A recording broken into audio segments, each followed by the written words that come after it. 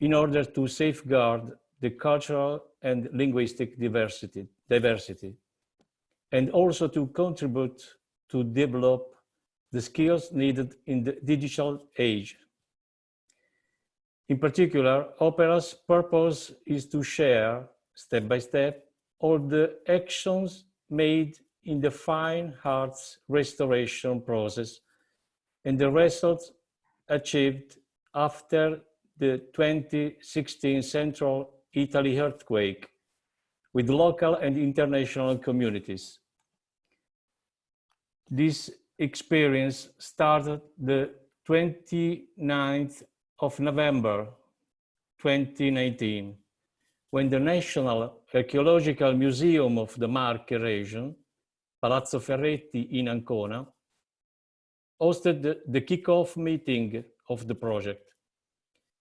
Many of the regional institutions took part at the event, such as members of the Ministry of Cultural Heritage, academics of University of Camerino, Università Politecnica delle Marche, members of the architects and engineers community, and almost all professionals of Ufficio Speciale per il Sisma in charge of the earthquake crisis management.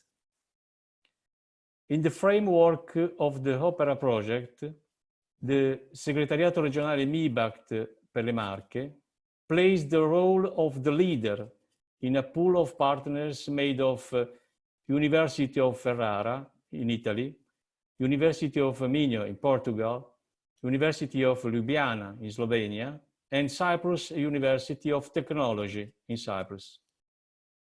Before the COVID-19 lockdown, it has been possible to complete just a portion of the first project session, which consisted in the creation of a group of cultural professionals that, I hope in a short time, will participate in the workshops extended in Limassol, Cyprus, in Guimarães, Portugal, and in Camerino, in Italy, to present the contents of 2 open days that will take place in a few historical villages damaged by the earthquake.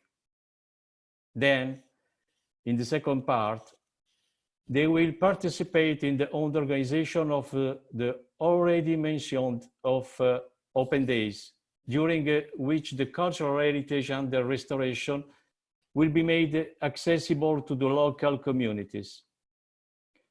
Moreover, the Opera partners will disclose the cultural contents of the restoration process, showing both the critical and the creative act embedded in the cultural heritage restoration through some multimedia interactive devices.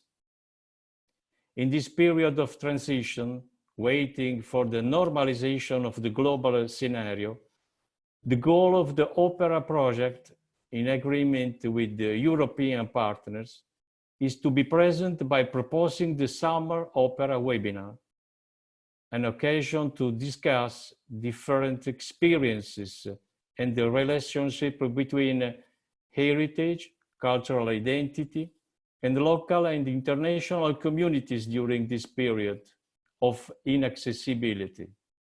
Moreover, the webinar represents an opportunity to discuss and compare the international results in conservation and promotion of cultural heritage coming from European experiences. I would like to thank in advance all the speakers for sharing their experience with us. And I also want to thank the project team for the effort in this webinar organization.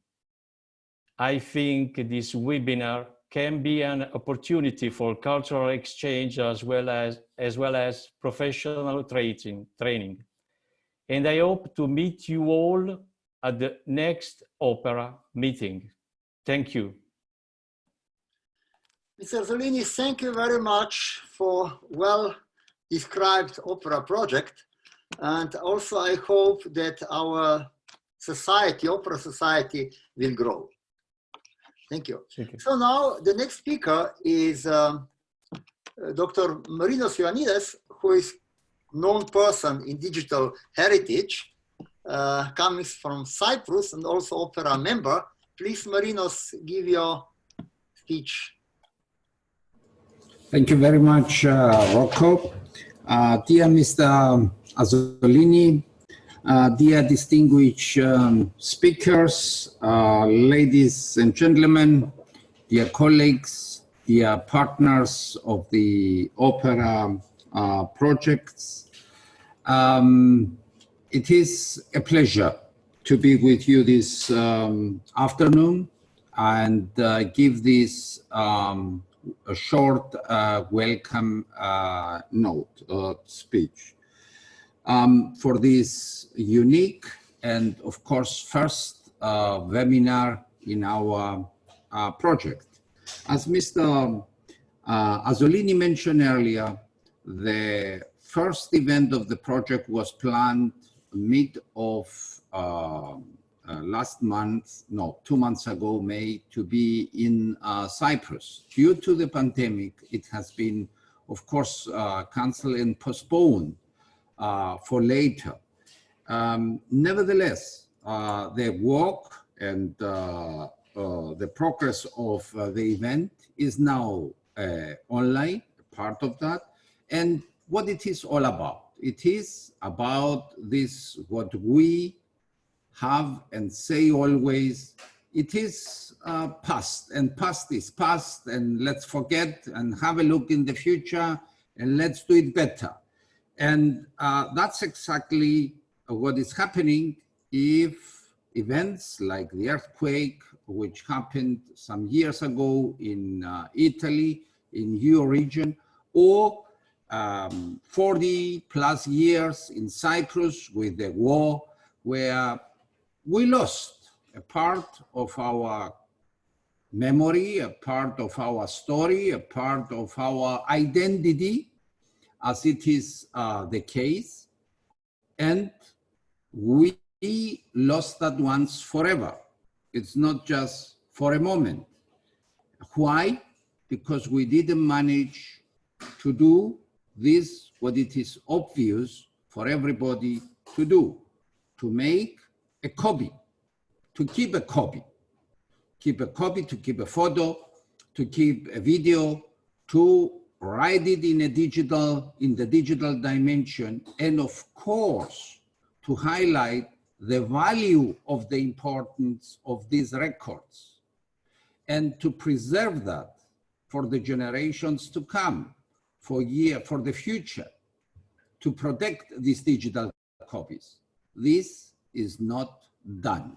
And that's what it is also now all about in this very unique event of the project, the value of not only of the content, but also the value of not documenting, or better to say, of documenting the story, the identity, the knowledge, and this, what it is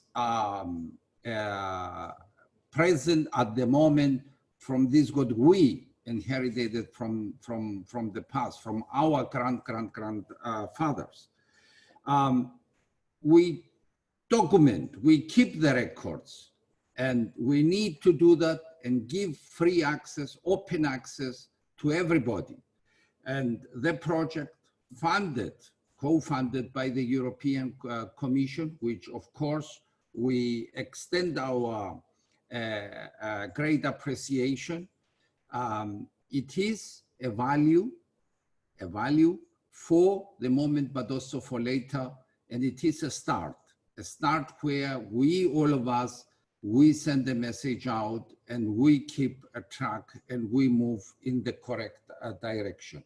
I would like especially to thank the 30 selected guest experts who are now following the seminar, but also our great speakers who are going to underline the importance of this, what I mentioned earlier.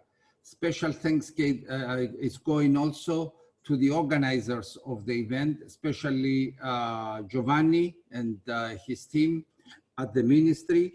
And I'm looking forward to see you again or meeting you again here in person in Cyprus when the moment will come and we will return fully back in the normal life and the pandemic is behind us.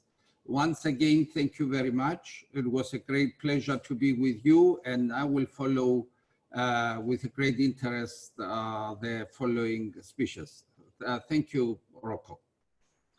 Marino, thank you very much for giving us a clear message about the importance of digital issue in heritage domain. What is one of the ways how we can help and leave something for our children. But one issue which in future we have to think about is how to make long-term sustainable registration of digital data. That is also part of our duty. Thank you very much. And now allow me to invite Ms. Rosanda Binacchi for the opening speech on Creative Europe and the role of the Desk Italia. Please. Hello, good afternoon to everybody. My name is Rosanna Binacchi. I hope you can hear me. I am an official of the Ministry of Culture, the Italian Ministry of Culture, Heritage, Activities and Tourism. I really wish to thank and congratulate for having been invited to this webinar. I'm very pleased to be here and honored, and I really appreciate the initiative which is going to be kicked off today and this program. The department I coordinate is a department for international relations. International means European as well as bilateral as well as multilateral. So our mission is to connect people, connect institutions within our administration and to connect them with administrations outside ours. That is to say, European administration, institutions, commercial, as well as cultural institutions, as well as to make our institutes work together and be part of a wider program of promotion of Italian culture and language abroad. So the desk of Europa Creativa has been, within a recent reorganization of the administration and the General Secretariat in general, in particular, has been set within this department as a very important tool, as a very important kind of window towards the external international activities, as well as a desk, as an office, as a support for internal national organization to face, to meet, to connect, to work together with international and European, especially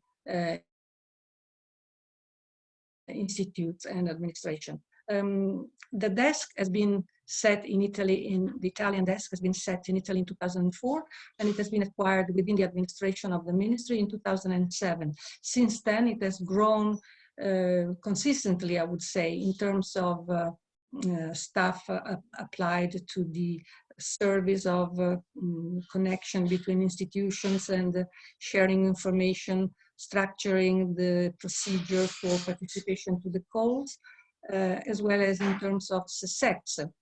We had recently been informed of the results of the last year call of the cooperation project, and Italy, thanks to the important, I would say, support of the desk itself, has had a very important outcome. Around 15 projects were applied and were resulted positive in the small-scale project and about 3 in the large-scale project. Altogether, I think if you consider the various participation, both as leaders, as I said before, the 15 plus 3, as well as participants, Italy was present in around 67 projects which were approved by the Commission. This is for us a great honor and a great, of course, outcome of our efforts to be part of this very important European program, probably to us the most important program devoted to culture. it was so well accepted and so well welcomed by the administration. The minister himself expressed himself very openly by saying that, of course, this is a proof of the resilience, of the creativity, of the originality of Italian creators, of Italian cultural people, and it's a very effective result and response to the crisis we are facing nowadays and altogether. We all know that, of course, the project of the program, I'm sorry, is going to be reset for 2021-2027. We are all participating with our efforts in order to make it even more effective, even more financed, of course, as we all know. We are all, through our political representations, kind of coping in order to make it clear that the program needs more funding. It needs more funding because there are so many new issues to be faced. It was touched the point of technologies, of new systems, of new approaches, of new ways of promoting and of the fruition of heritage and culture, and I think we have all together to work at that. In terms of actions, the actions traced in the new program for 2021-2027 perfectly respond to our vision, to the vision of our administration. That is to say, there is a strong focus on music, on design, on creativity, as well as on cultural tourism. Those are all aspects of our institutional mission. The ministry, as I said before, has been going through a number of updating reformation. Among that, the final one was a reorganization of the structure with the creation of new departments and new, so to say, sections. There was a large improvement of the activity of the regional secretariat, which are becoming regional directorate now, which have been empowered. There is a growing number of independent museums with autonomy of interrelating and interconnecting with international institutions, as well as the creation of two very important new directorates. One is devoted to security, and Mr. Azzolini perfectly explained which is the core of this opera project and how well it represents our awareness, the importance we give to security, to prevention, to intervention, to capability of conserving our cultural heritage. So a new directorate will be focused on security, as I said, prevention, as well as a prompt intervention after risk initiatives on force of criticalities like the one unfortunately was faced after the earthquake in Marche, Abruzzo, in the central part of Italy. And one other director general will be focused on digitization, that is to say, on the importance of keeping records and keeping them safe, as it was mentioned before by Mr. Ioannidis. The desk in Italy, just to finish, as you know, is divided into three different parts. One is devoted to culture, one to media and audiovisual, and one to transversal activities, as it is in other, of course, desks around the world. The importance of, non posso darvi retta assolutamente. The importance of this transversal activity is that of connecting desks among them and being even more effective. We hope, and I have to thank the staff, the people, in particular Mrs. Anna Conticello and Mrs. Alessandra Lucchese, who are the actors behind the desk.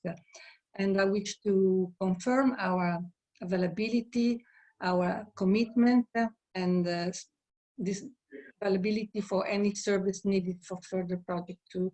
And we are very glad that the opera project was successful, and we feel it part of this successful outcome, if I may. Thank you very much. Ms. Vinaki, thank you very much for very, very important information about the organizational level of these activities. And I understand and believe that among 110 participants of the webinar might be some questions and asking for help for organizing the things in their country so well as you explained for Italy. Thank you very much. Thank you. We go now to the next speaker. Ms. Lia Ghilardi will give us a keynote speech, Activate Heritage and Cultural Resources for Sustainable Places. So we're looking forward to get your message. Thank you. Thank you, Rocco. Thank you. Thank you, everybody, for the invitation. I'm delighted to be here.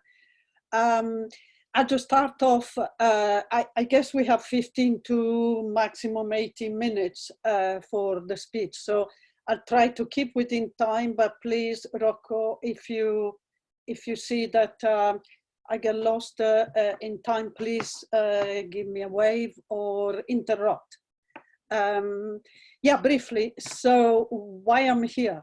I come from a different angle from the people that the majority of people that maybe are part of this project. I come from the urban sociology field. I studied in Italy, and then for many years now I live in the UK, and completed all my studies in the UK partly in cultural management and arts criticism, and partly also in planning and urbanism. So out of that, I developed a pretty hybrid profession, which is now called cultural planner, but it's also called city maker, creative cities, thinker, etc. So that's my angle. I come from there. I work as a lecturer, but also as a consultant. I have worked for 25 years now with many cities. One of my first projects was in Mantua, where we created the literature festival together with my colleague Charles Landry. Mantua was an interesting place at the time because, as our Italian colleagues and the participants will know, has a lot of heritage at Gonzaga's, etc. But at the time, the city needed a new view, needed an extra, una marcia in più, something beyond the kind of tourism or the mass tourism that they were having.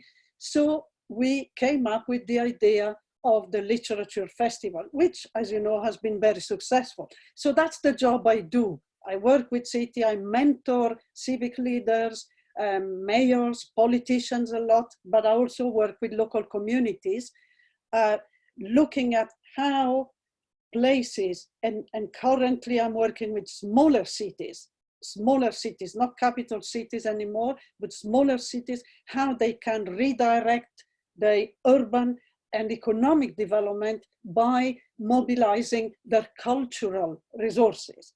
Here, cultural resources is understood in a broader sense.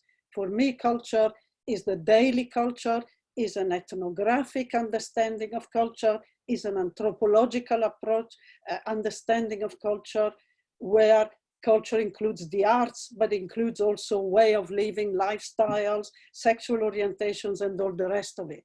So that's a quick presentation, I hope. What I can do is now start sharing the screen, and then we go on. Yeah, okay. So this one, share, I guess. Is it sharing? No? Am I sharing? Is it sharing the screen? Yes. No? Yes? Can you see the screen? Yes? Okay. Yes, we can. Okay, so we view full screen. Right, okay, I guess this is okay, yeah? So many people have seen these images, and it's become almost banal to kick off presentations this day with the before and after. You know what we are talking about. We know what is happening, and essentially it's at the forefront of our thinking on a daily basis. Everybody is thinking we want to go back to normal. The question is, what is that normal? What is that normal? That normal, in my view, that normal wasn't pleasant there before. And I don't know if you can see the screen, it's just gone smaller for me, but it's presumably it's fine by you. So we have a picture here of the same Venice, which in 2009 was dealing already with a problem that COVID has solved temporarily, which is that of over-tourism, which is that of overcrowding as well, which is that of loss of authenticity for a place.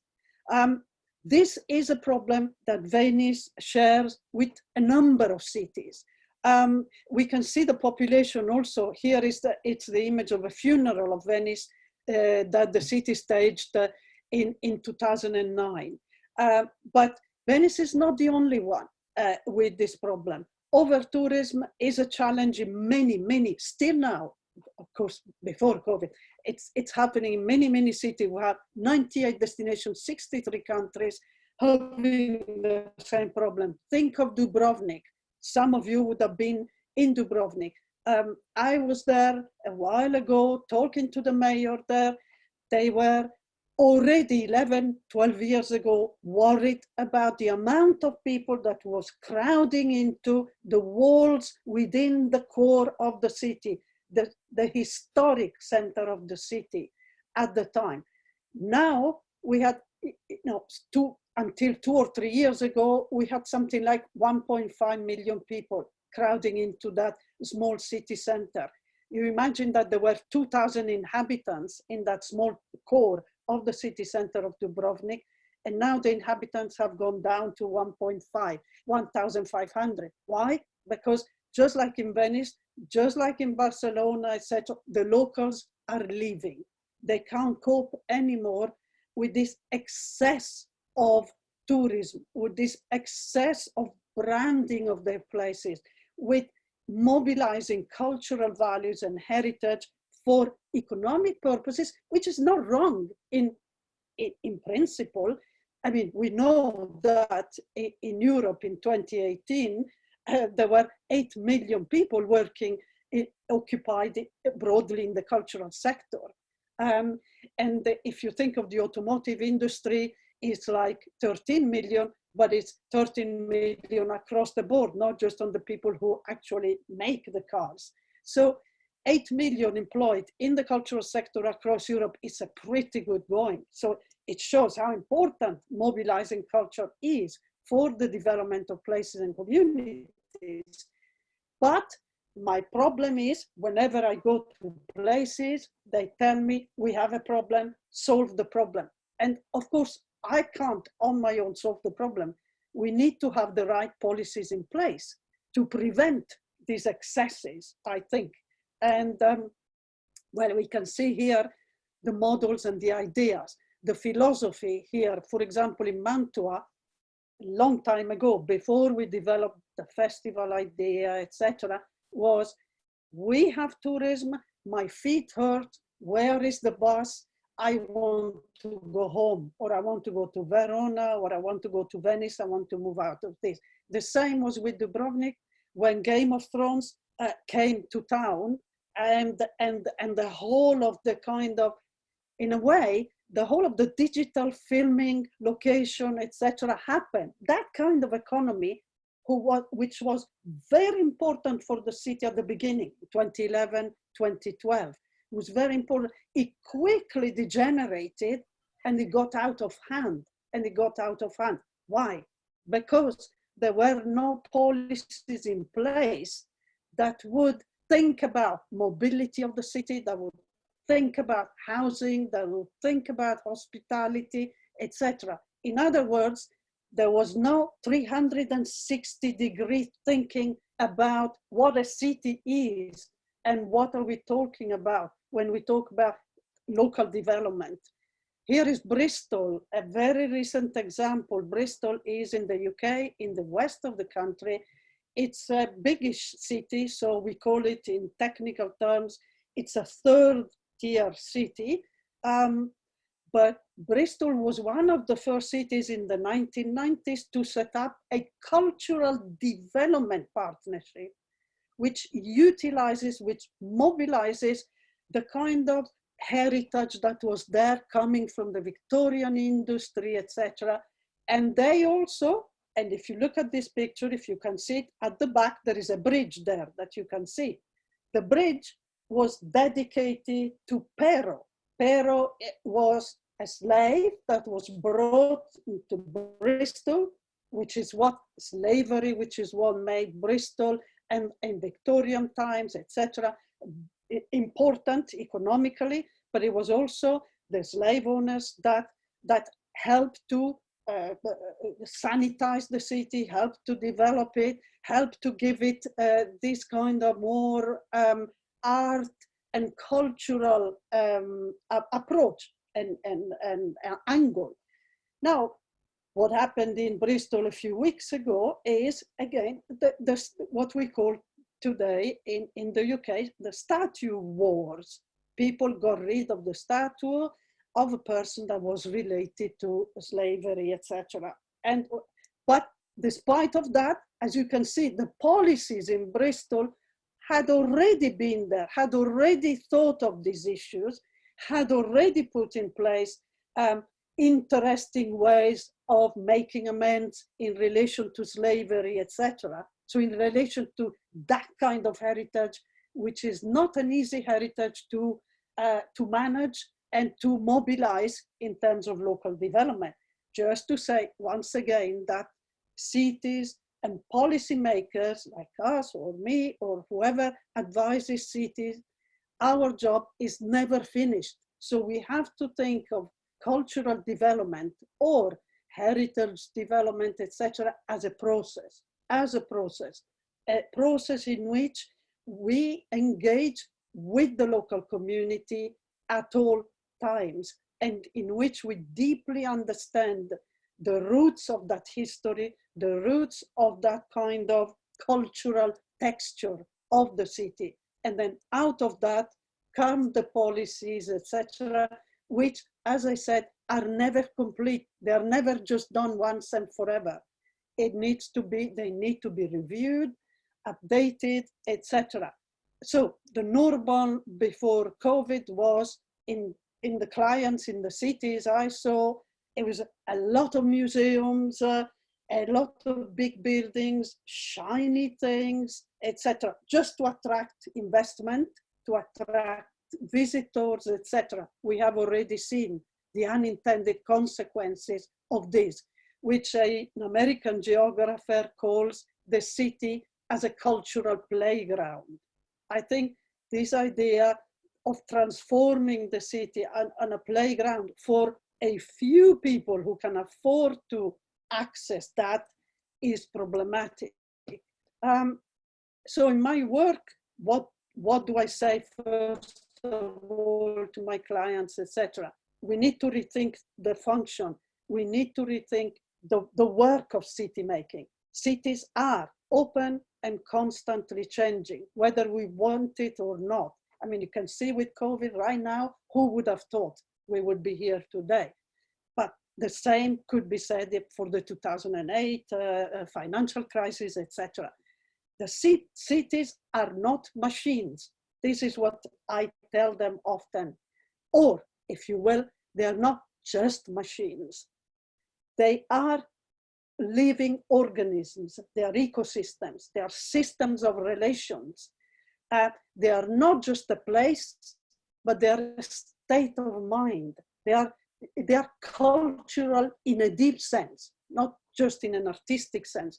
And I love Lewis Mumford, 1938, think of it, the time, book, The Culture of Cities. He says the city is a conscious work of art, and it holds with it its communal framework, many simpler and more personal forms of art. So he speaks to all of us, to all the inhabitants of that place. Each of us bring to the city a different story, a different heritage, and we all have the right to that city.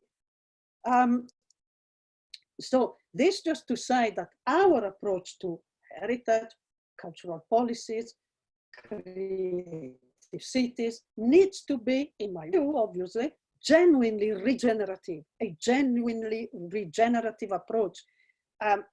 Because in the past, I think we have been too much extractive.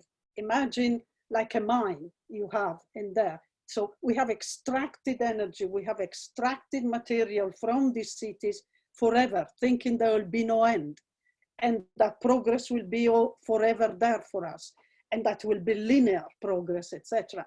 It ain't so, and now we know it.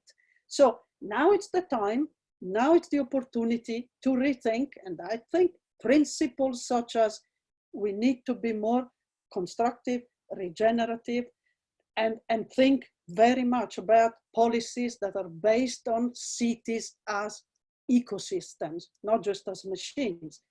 So, and this is a little bit how I see the city. Within the core, there is its unique urban DNA, its unique texture of life, rituals, cultures, institutions, etc.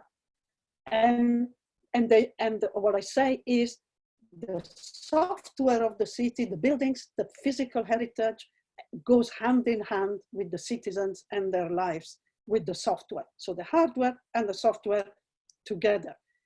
Looking ahead, we need to also think in terms of how we're going to deliver these new policies that are a little bit more proactive, a little bit more grounded on the real qualities of the cities. And I think, and I have seen it in Britain and in other countries recently, devolution of powers from the state to the regions and to the cities, in my view, works best in cultural policy, in urban regeneration, in many aspects. So we need to have the governance tools also that are there for us to put in place also technological advancements. We talked about digital tools for heritage, etc. How do we do that? Unless we have the powers locally also to make sure there is access for everybody to such digital tools. If we develop an application for the city to test for COVID, we need to have the power and the tools for that to do. So devolution, for me, I think it's a lesson I'm learning also from my experience, is key in here. And then a people-centered approach, which I call it cultural ecosystem approach to city making, to policy making, a people-centered approach, which is really based on an understanding of the local DNA, first of all, of whatever is happening in that city. So if we hadn't done this thinking, this sort of cultural ecosystem approach in Mantua, we would have not known that there were booksellers, there were publishers, there were a lot of people in the city beyond the Gonzagas and the heritage, etc., who actually had fantastic connections, international, with publishers, writers, etc., enough there for us to support the idea of a festival of literature. So if we haven't done this, so what I'm saying is we need to use these methods that engage the local community, engage in understanding the value of that heritage we have in a deep sense, in a social sense, and not only just in an artistic sense, which is often the case in countries like, I don't know, Italy, but also Luxembourg, where I'm working now, etc. So we need to understand cities and places and heritage and culture in the context of social living as well. So for me, one tool I use before we get to the policies, before we develop initiatives, is mapping tool. If you go into any kind of sociology school, etc., urbanism, etc., architects also use these tools before they develop their projects, etc. For me, it's like mapping, it's like establishing a conversation, a cultural conversation, a social conversation with the stakeholders who are tasked with policies, but also with the local community. And so interventions can be there.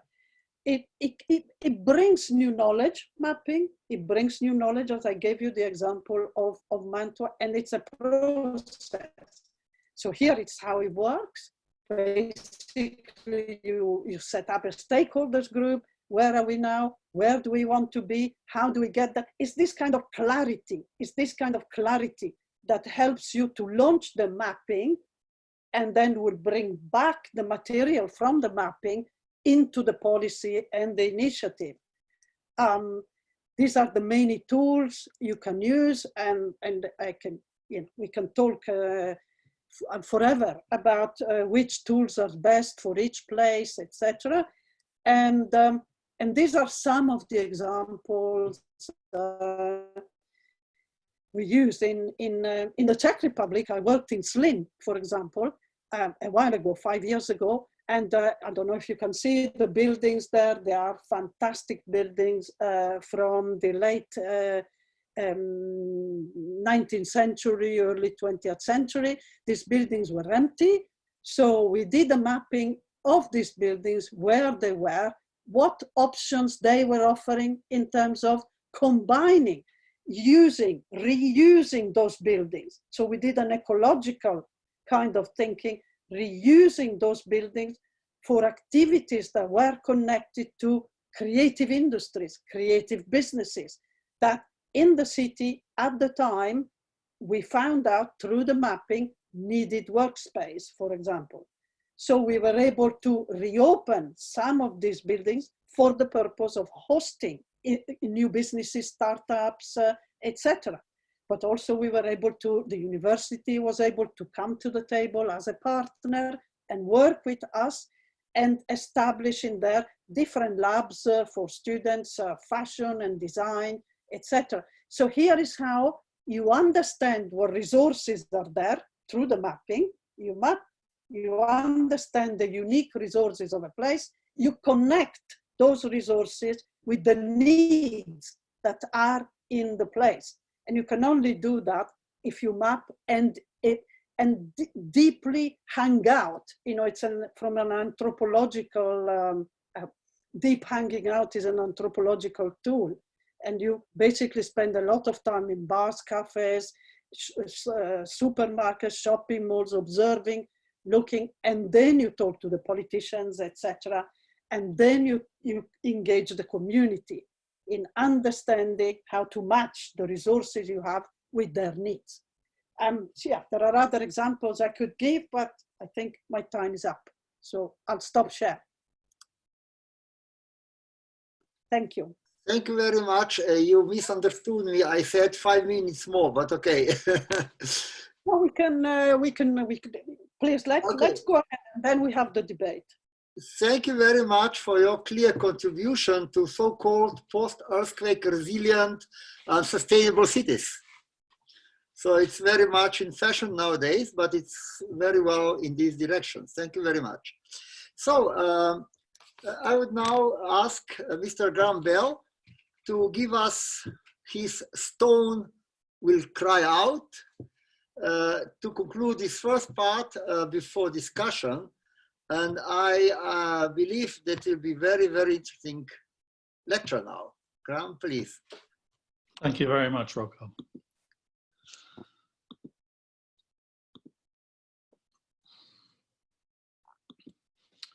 I have to say that I was really inspired by the title of OPHERA, Save Your People, Bless Your Heritage. And so I decided that my presentation would be really spiritual. And of course, my title comes, for those who remember or know it, from Luke's Gospel. In other words, if we don't speak, if we don't praise, then the stones themselves will cry out. And I think that seemed to be so relevant to the circumstances that we're considering in this project. And I suppose the theme, therefore, is not what we see, but spiritually, what are we hearing from the people who are involved and who have been involved in our cultural heritage? Of course, we all know what happened with Notre Dame in Paris. But let me say to you, don't look at what is in the picture, but what can you not see in the picture. What does this picture tell you about our values and about the processes and the risks that affect cultural heritage?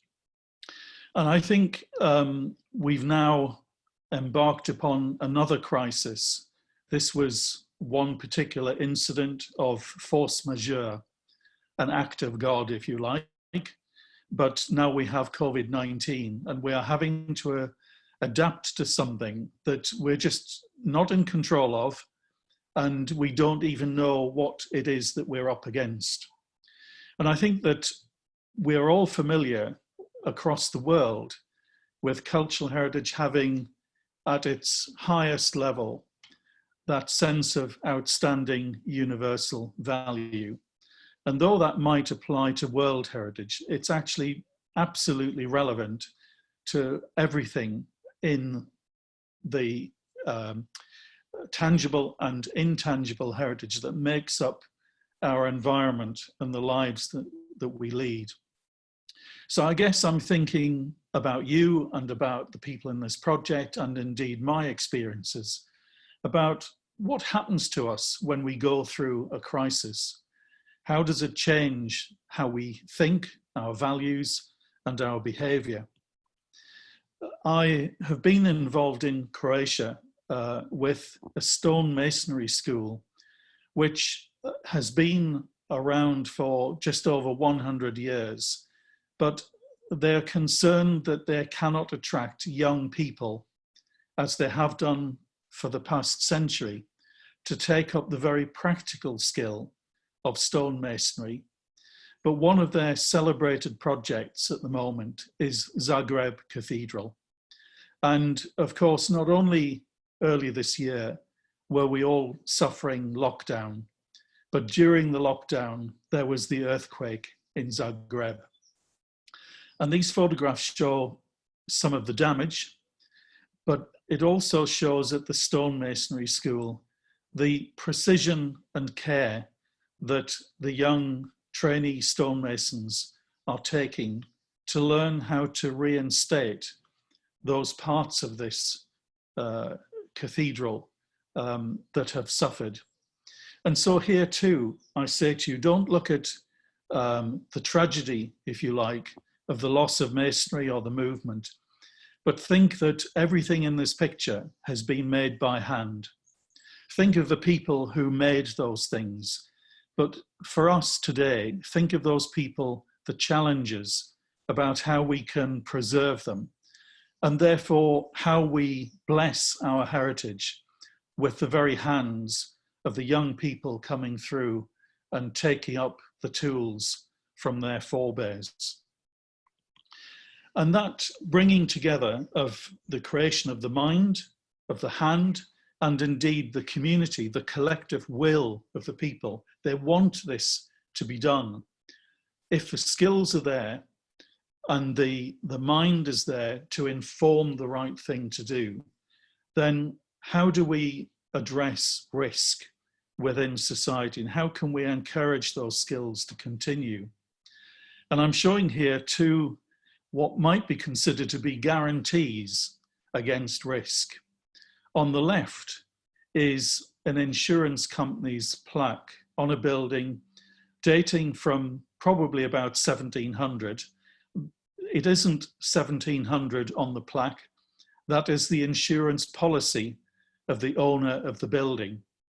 And of course, there's this marvelous image of the phoenix rising from the flames, and that if your building was on fire and the fire brigade came, if you had one of these plaques and had paid for your insurance, they would put the fire out. But if you did not have a plaque, then they would stand and watch, and your building, your inheritance would be lost. And I've been thinking a lot about the blue plaque, which is part of this project, and indeed the whole sense of what is cultural heritage and how do we protect it against risk. And the world keeps changing. And I was thinking about what this blue plaque now means in the real world. I've worked a certain amount with Marinos, who is the UNESCO chair in digital cultural heritage. But in Newcastle upon Tyne in the UK is the UNESCO chair in cultural property protection in areas of conflict. And they spend most of their time working with the military to try to encourage them to plan, I suppose, defense as well as conflict in ways that cultural heritage will not suffer. But I have to ask the question, in some ways, is this a symbol that becomes a target? Because as we've seen during the last 10 years, sometimes because cultural heritage represents the values of a people, then if you can destroy the symbols, you can demoralize the people.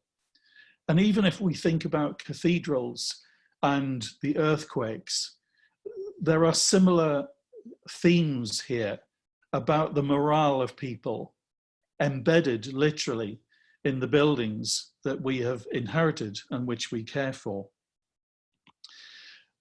I was fascinated with some of Leah's comments and indeed Rosanna's, because I suppose a theme through this presentation is about transversal and breaking out of our conventions and thinking about our contribution in the wider world.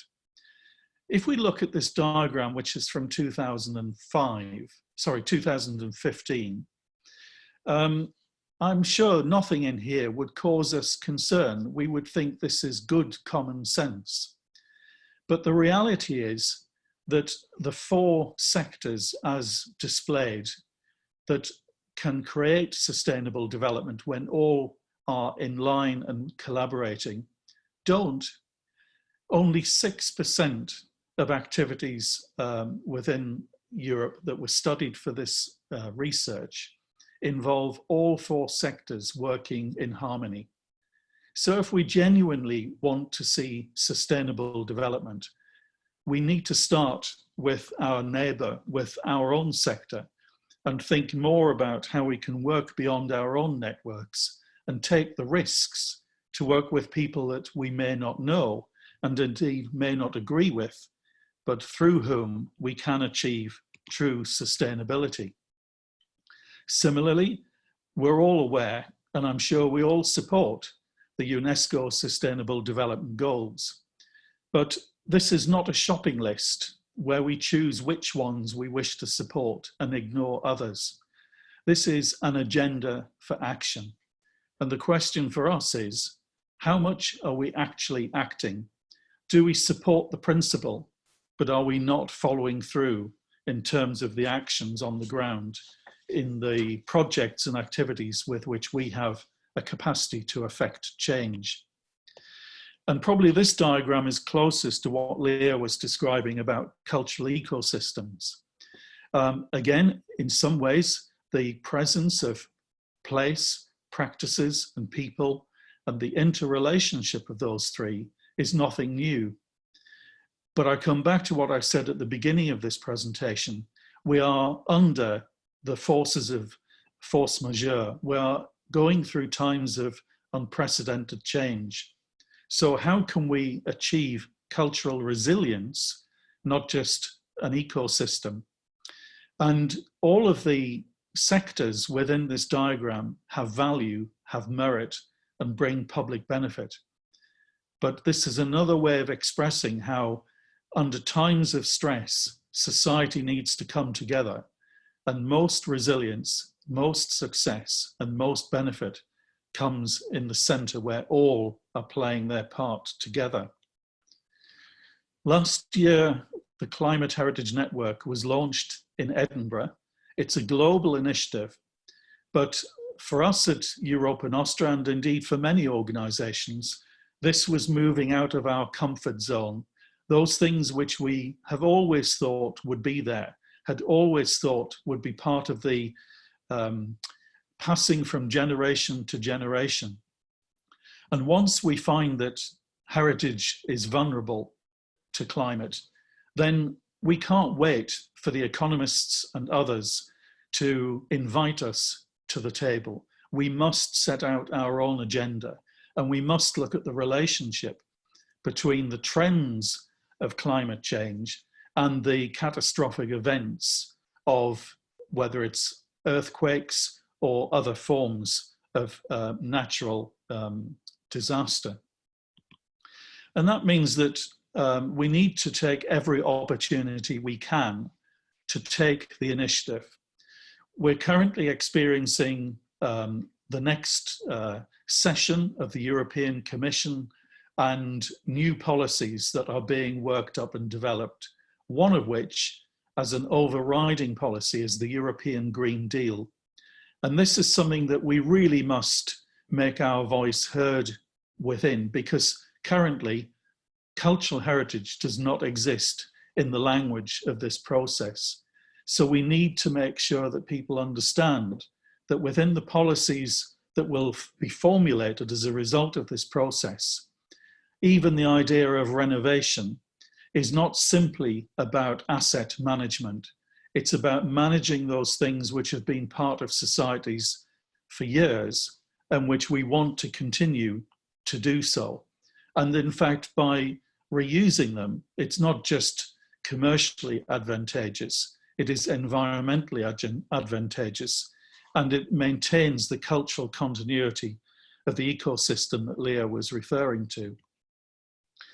One of the surprises, I think, is that even within finance, the European Investment Bank, which is the bank of the European Union, is shifting its branding, its focus towards climate.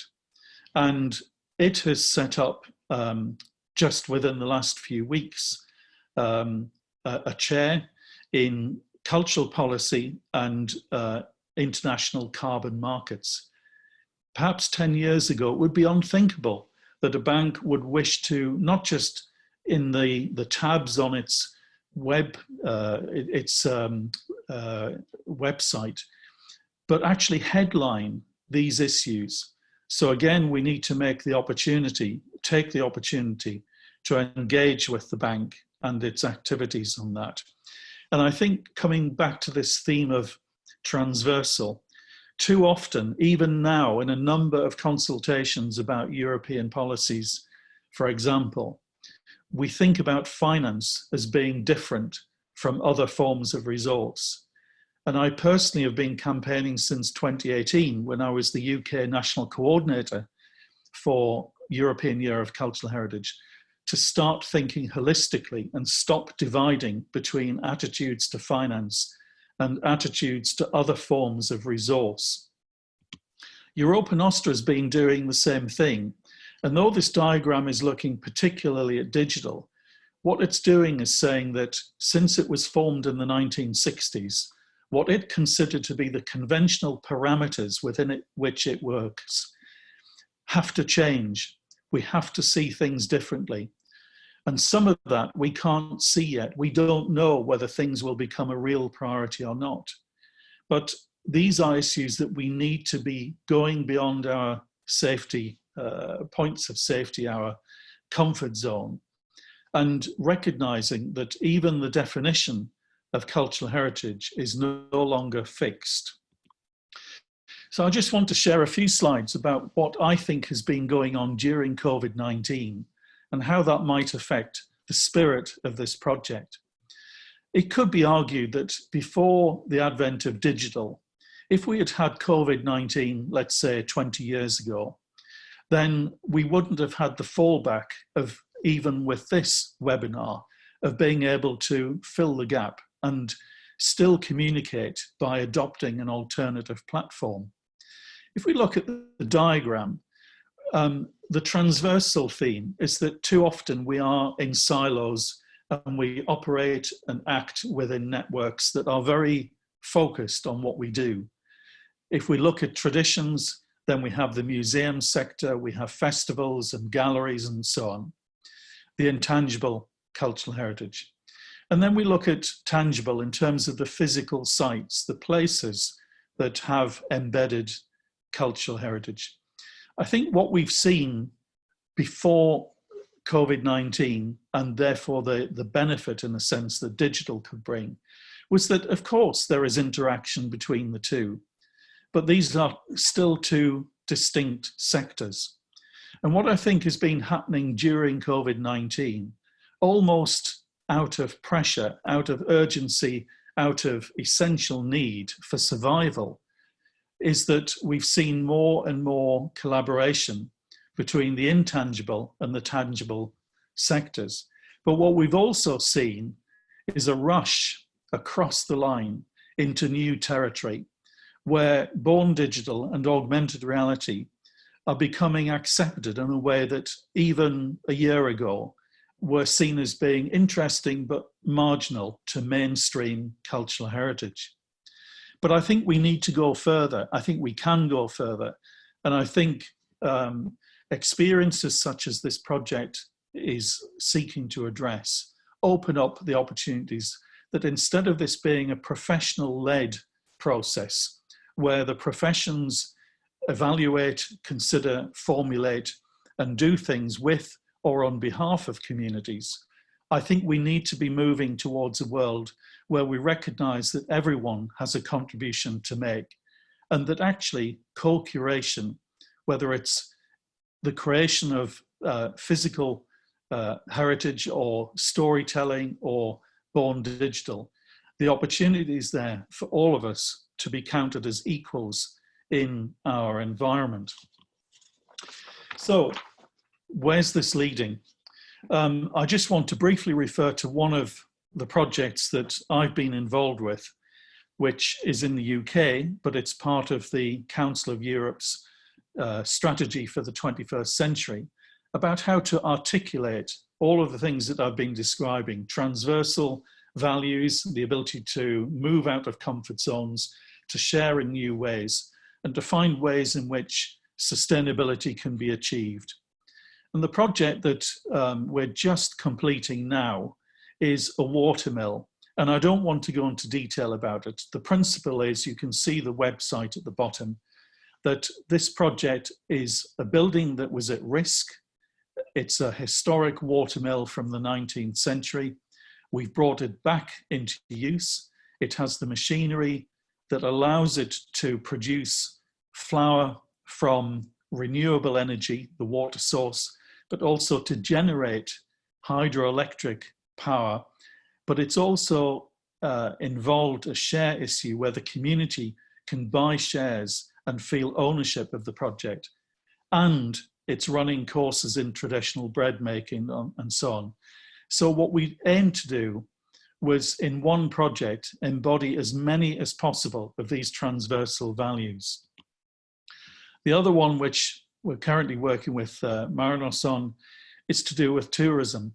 And I have a particular concern about marginalized areas that miss out on tourism and the benefits that it can bring economically and socially. And I think in the timing of this project, overlapping with COVID-19, we have entered unknown territory about how behavioral patterns will change as we gradually emerge from COVID-19.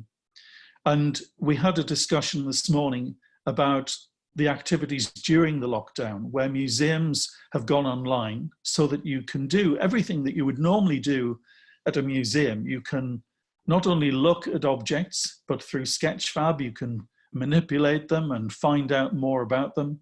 You can then go to the museum shop and buy the book, the postcard, or whatever else that you would buy.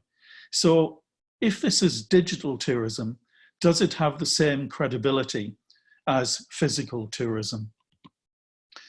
We've been working with the European Investment Bank Institute on Europe's 7 Most Endangered programme, which is looking at the sort of risks that this project is about, but looking at, again, transversal. Economists from the bank working with cultural heritage experts from Europe and Austria to try to unlock sometimes incredibly problematic, but sites of European significance, such as the urgency of this, that already the building in the top left, which is the National Theatre of Albania, was demolished during a Sunday night about 4 weeks ago, because the state felt that it was a cause célèbre that they just didn't want.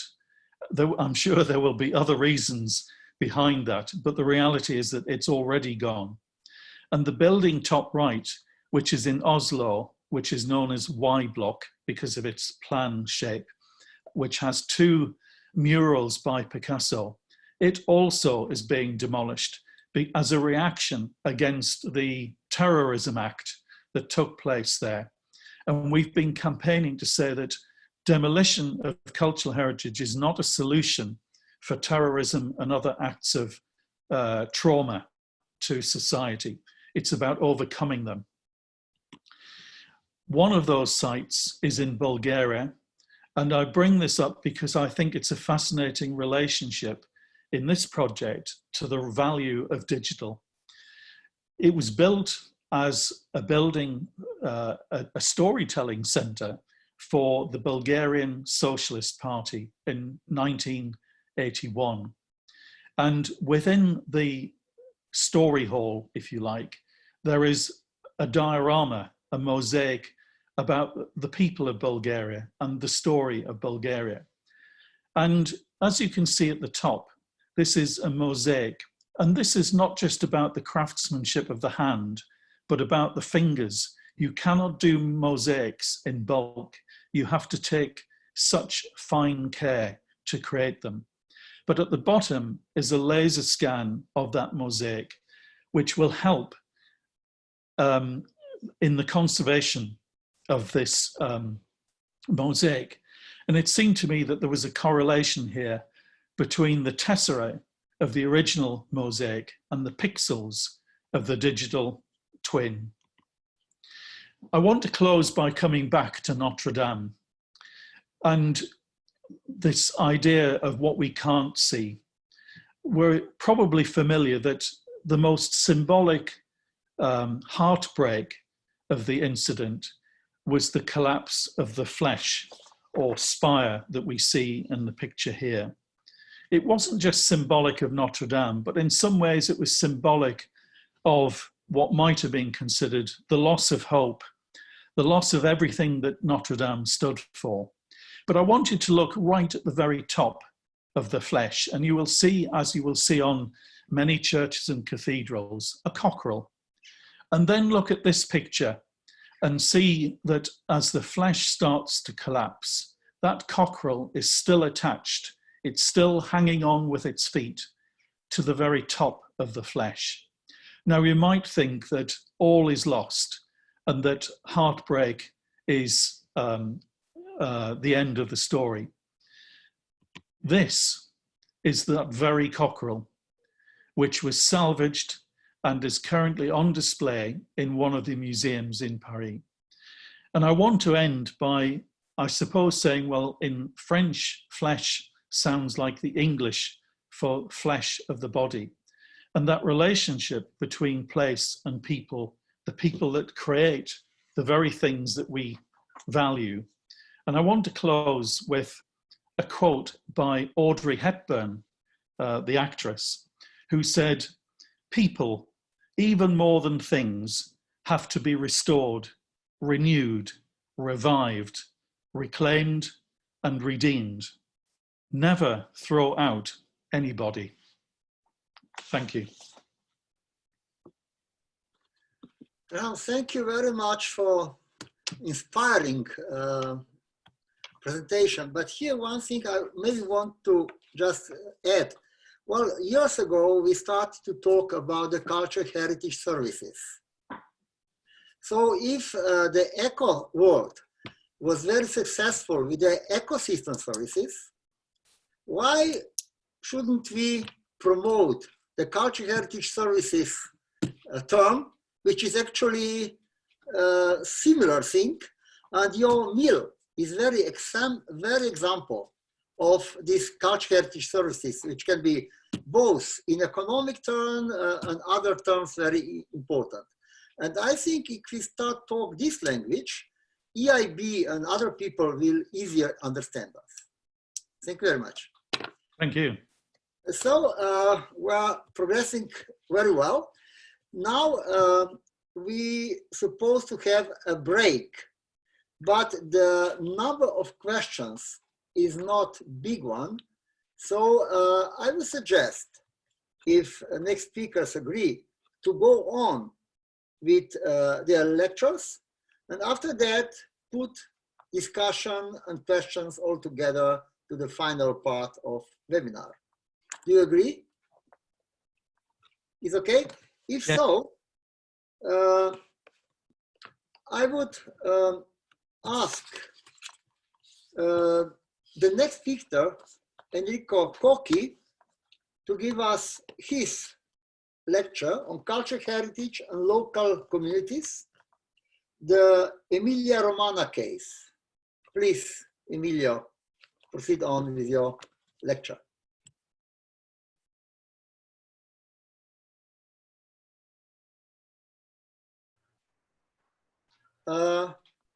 Did you hear me?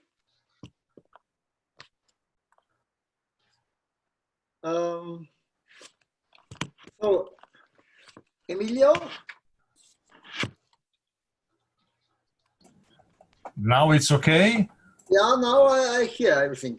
So, can we go on with Emilio Cocchi and his... Enrico. Enrico. Ah, Enrico, I'm sorry. No, not a problem.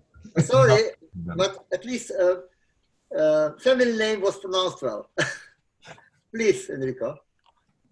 Good afternoon of all the participants. I'm sorry for my terrible English, but I hope our experience is for all a particular situation after the image in Emilia-Romagna region, and I suppose is a particular situation for all of heritage in our country. I don't know if you see slide now. All people see now slide.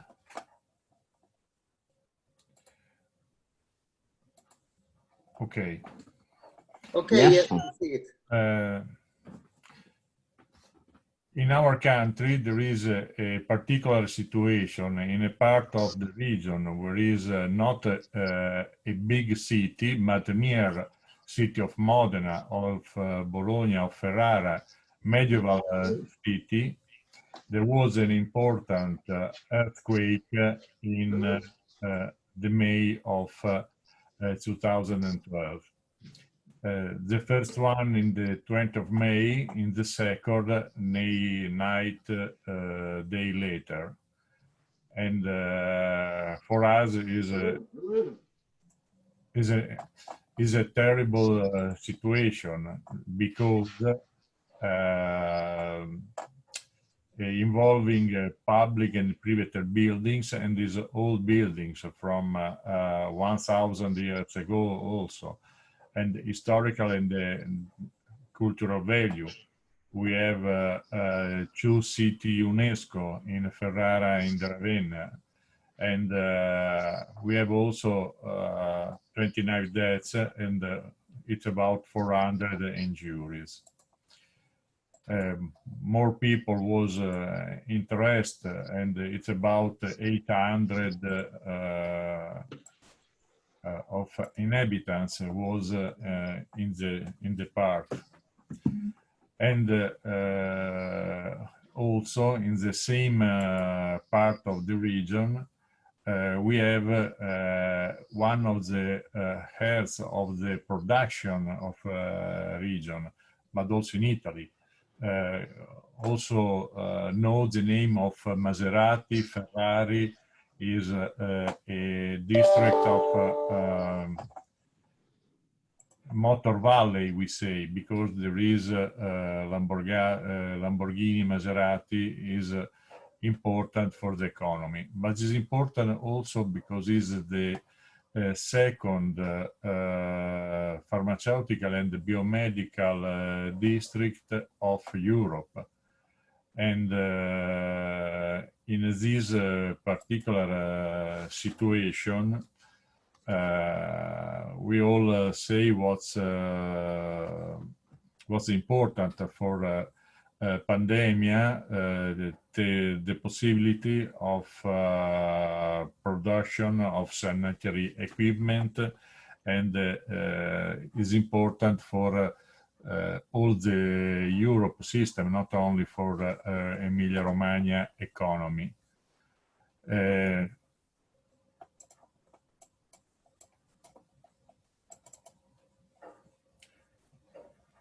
Okay. The people was important. We have a comprehensive 800,000 people interested. Of this, it's about 16,000 need to assistant, is 14,000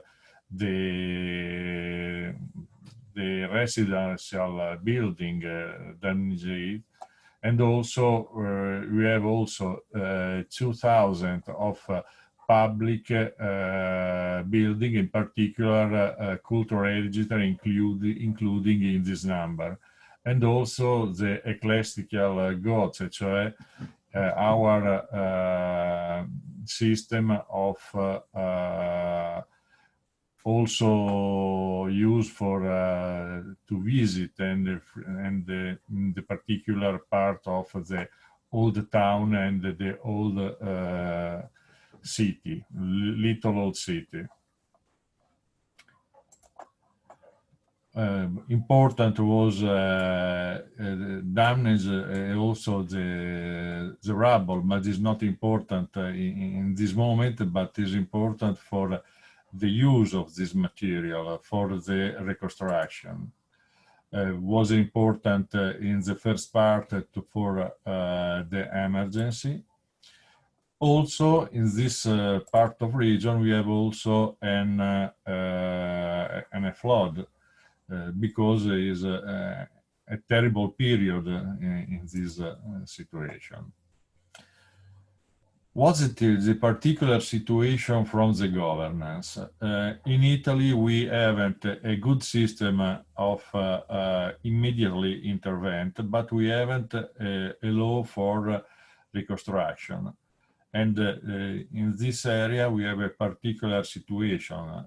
The national government appointed the president of our region and the near region, Lombardia, as commissioner delegate for the reconstruction. And this is important because we have a directly attention from the situation of the country, and not intermediate from a long activity, administrative activity within a national government. We need for to construction a local governance. We need an institutional and a steering committee from the assistance from people after earthquake, and for a resumption economic activity, because important, I said before, for the economy, also in Italy, not for our. Not only for our region.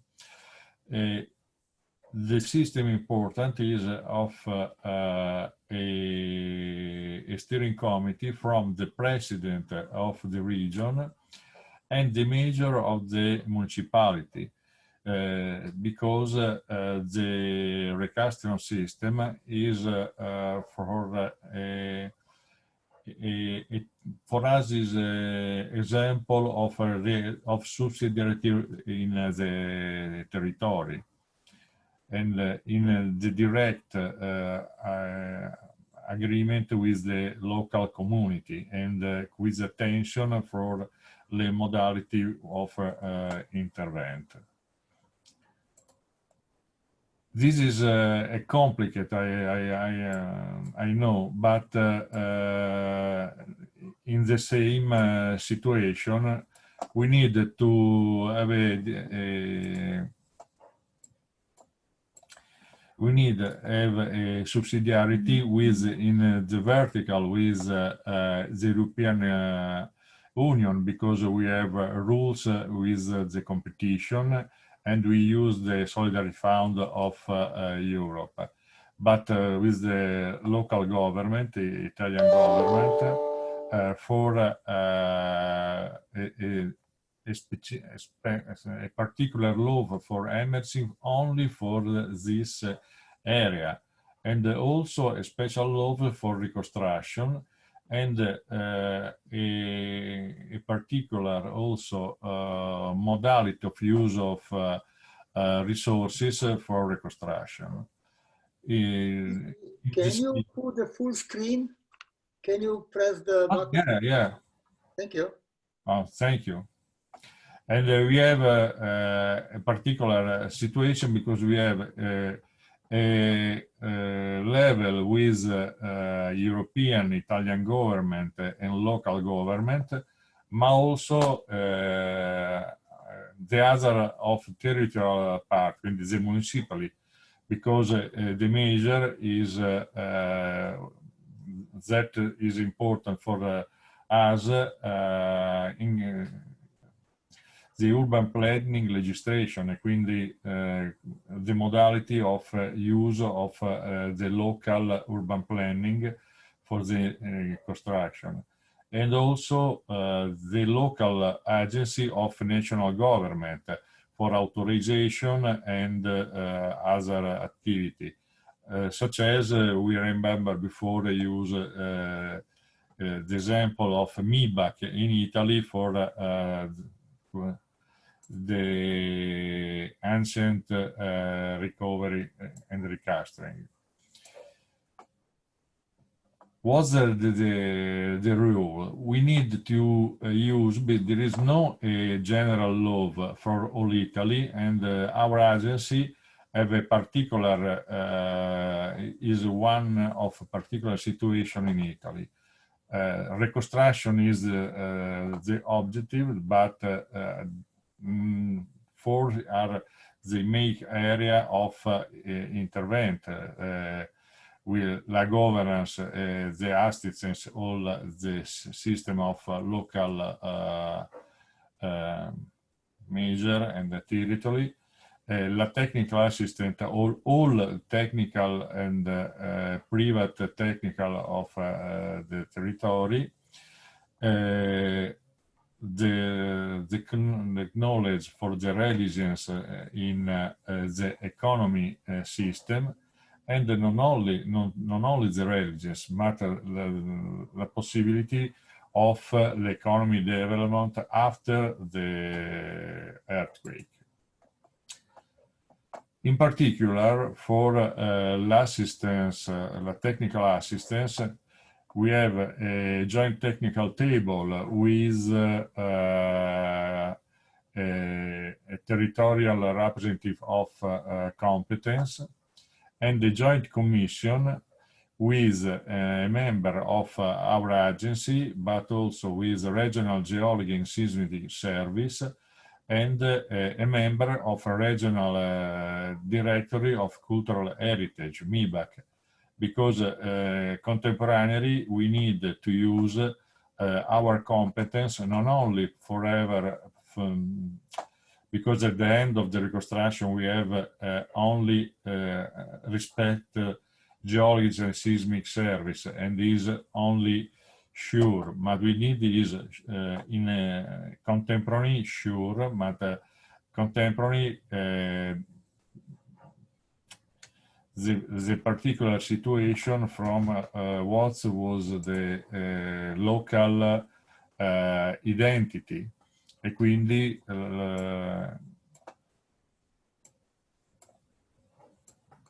the local identity of the singular country, the singular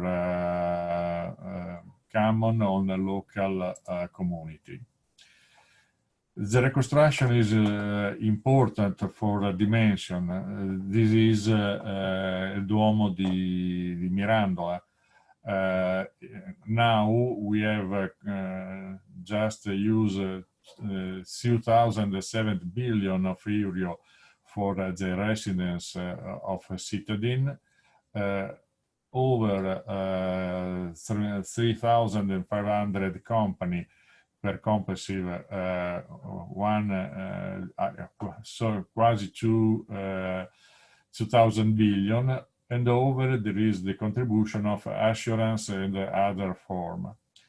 And in the particular for the building, historical building, is the building of more important, over 1,700 building for comprehensive 1,400 billion of euro.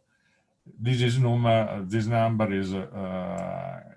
is important for our building, but is important for our customers, but is important for the dimension of competence, contemporary use from the territory, from the part. This is a typical country city of Pianura Padana. We have the old part is generally from Roman age, around wall clustering from medieval period, and inside more monuments, more church, municipality, castle, and is very important for the historical identity of the community. This photo was the situation after the date of May of 2012, and many activity we have in activity in a program. The program of the public building is for the for a part, for 33% of normal building of school of use for the public service, but 77% are with cultural heritage, is with a direct attention from MiBACT in Italy, for the importance of his quality from heritage quality. And comprehensive is 1,500 billion of intervent. Intervent for local streaming, seismic improvement, and economic intervent inside this particular situation.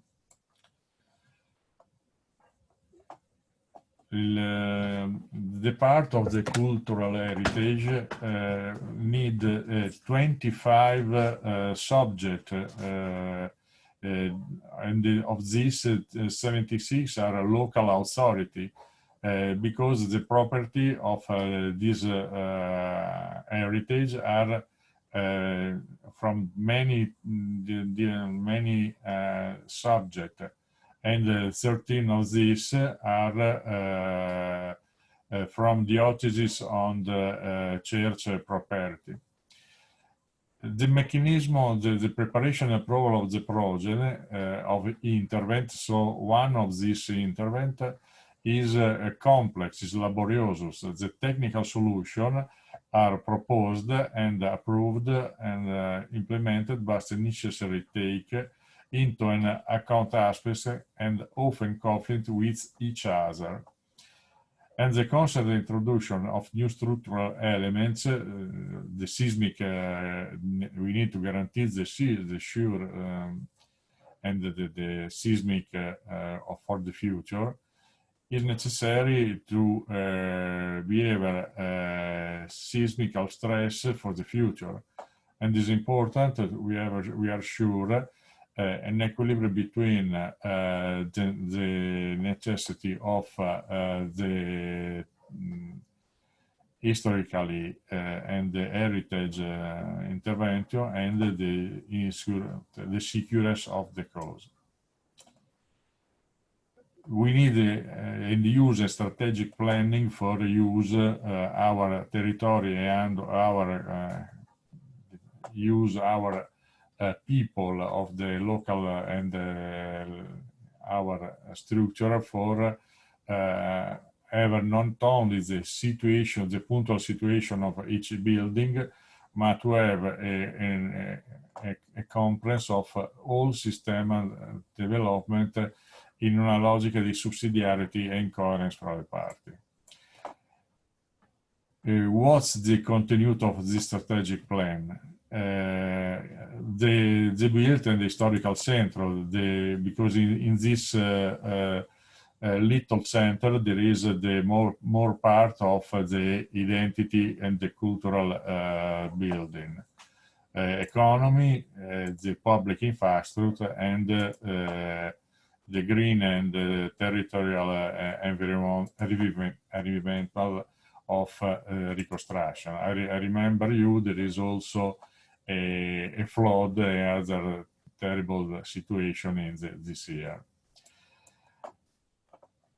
We have also, my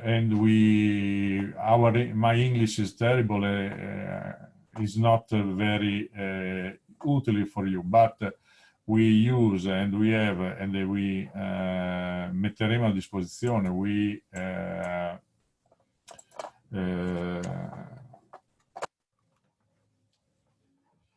and for the contribution of experience is now in a very particular situation in database. One of the database is all for the heritage reconstruction. And this part is possible to have for the colleague of this webinar.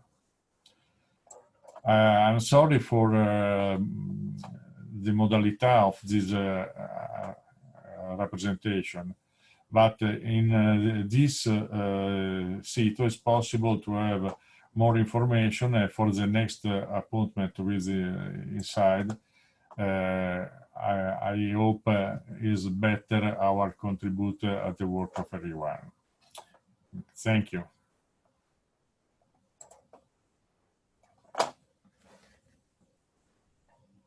Thank you very much for very inspiring and very good presentation, Enrico. I'm sorry for... No, very good. I'm sorry for my language. No, it was completely and, well understood and clear. And there was also one question I see now, people were questioning about the presentations, and all these presentations will be available by web. So I think that those who maybe missed some text, which was not very large, they can really check it. But anyway, it was very good presentation, and I enjoyed it. So now we have the speaker who will conclude this part of lectures, and after that we'll go for the questions and discussion. So I would ask Professor Fausto Pugnaloni to give us his lecture, which I expect also to be inspiring for people following the webinar. Please, floor is yours. Okay. Good afternoon to all the people connected with us. Good afternoon from Fausto Pugnaloni. I'm an architect and urban designer. I work in architecture, composition and design and urban territory in Italy, and in some cooperation projects in Asia in particular, about the topic of restore use of architectural heritage.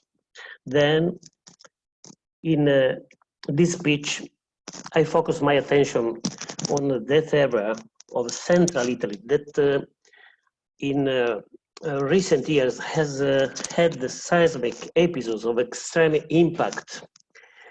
The latter was preceded by the events in Emilia, L'Aquila, Umbria, Irpinia, retired until 40 years ago, which had a reconstruction response with different ways and with different timing depending on the case.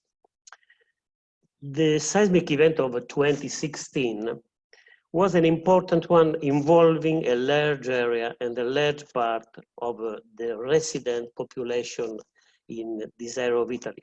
The event was regarded by politics and the social parties as a potential turning point in terms of land use and housing patterns, opening the way to a global review of the concept of housing itself and on the possible reuse of inhabited minor center.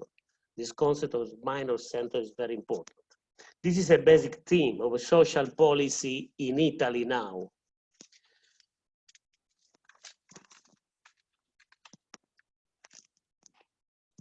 As I was saying, if we speak about Central Italy, it's useful to understand how this part of a country that is well known for its natural heritage is geographically, culturally, and economically different from the northern and the southern Italian context. Here we make a brief reference to aspects such as morphology, geology, landscape, anthropization of this area.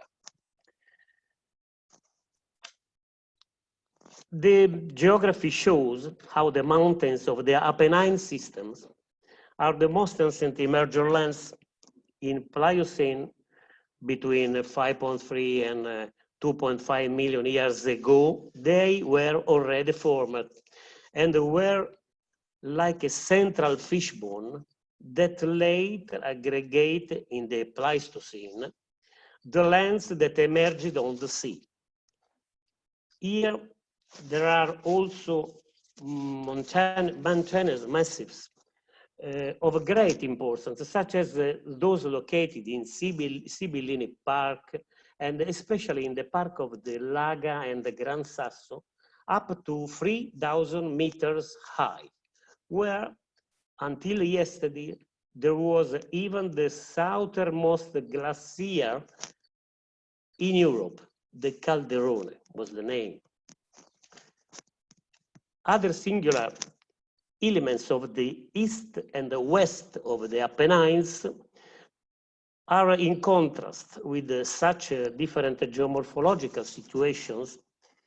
In the territory of the Lazio, you see on the west, on your left, the volcanic system or red of the past are evident, while in the Marche region, in the coast on the right, the picture is composed of a system of gentle hills and the valleys, alternating with the comb-like mountains towards the sea, presenting important landscapes, the Sibillini Mountains, which you can see here, and the Gran Sasso are essential tourist destinations for a local economy. 100 kilometers from the sea, or a little more, they have important ski destinations. Also, certainly not similar to the Alps and the Dolomites, but the Gran Sasso is geologically and formally a Dolomite area. And from the mountains to the sea, the anthropization shows a parcelled texture of agricultural territories scattered with the inhabited centers, the historical ones almost always on the top of the hills, and the scattered houses born for the intensive use of agricultural cultivation.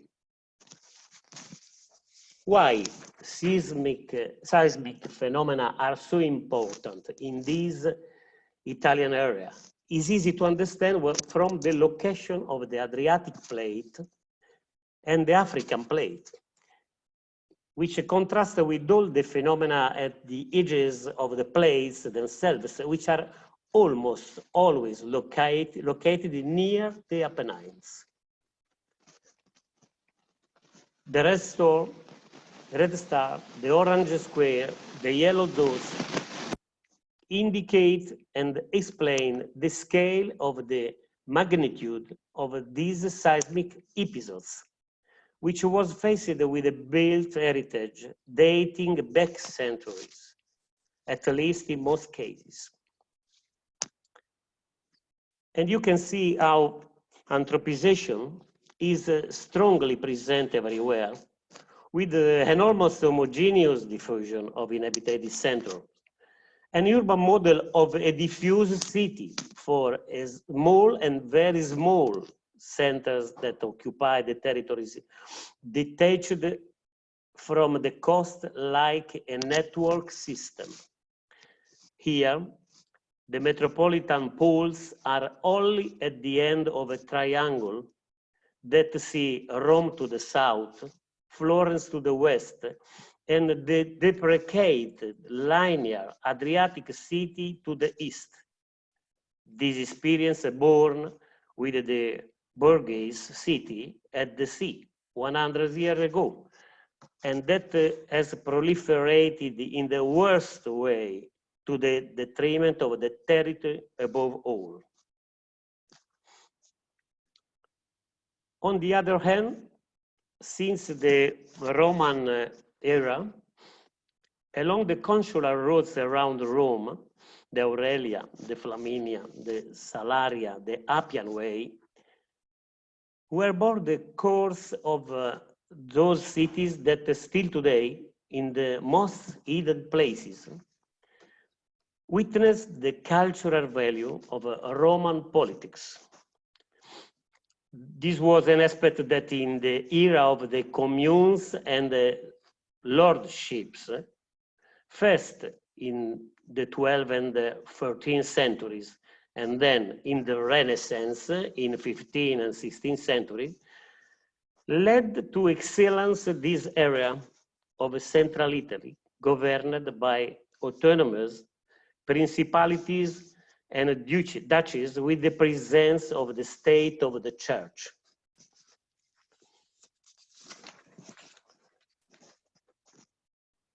And it's precisely in the Marches, Umbria, Tuscany, and Lazio and Abruzzo that for centuries a unique architectural and urban cultural heritage will be built up, a sign of the identity value of a universal value to be handed down.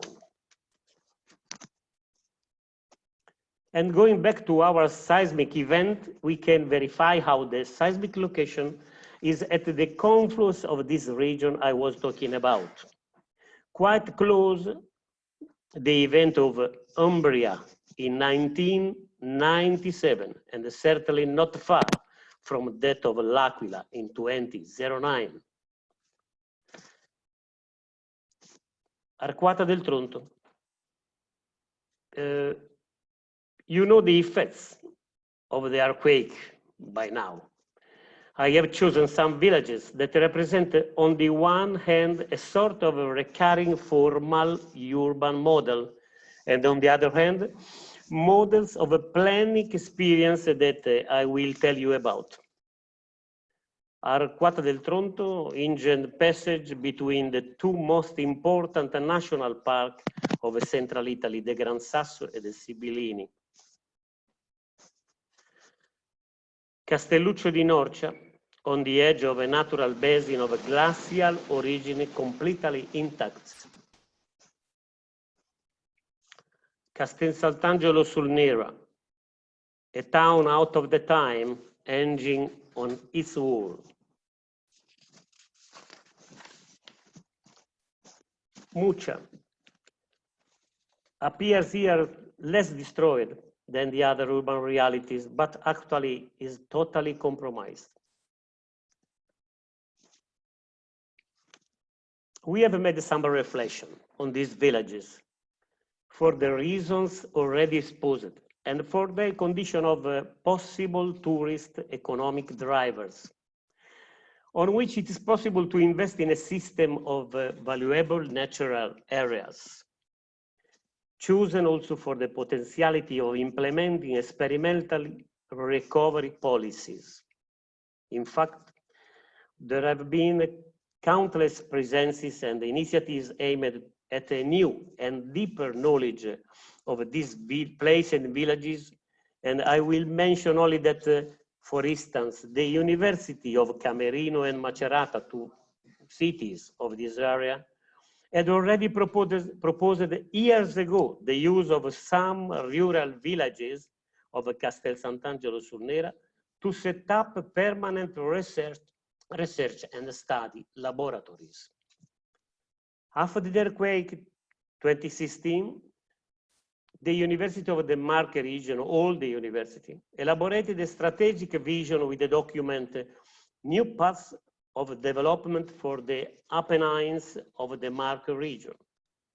And ISTAO, Adriano Olivetti Institute, first produced a study project on the rebirth of the productive and social fabric of the communities of the Sibillini Mountains, and then a collection of landscape projects drawn up in interdisciplinary areas aimed at an innovative reconstruction of the mountain and the sub-mountain territories.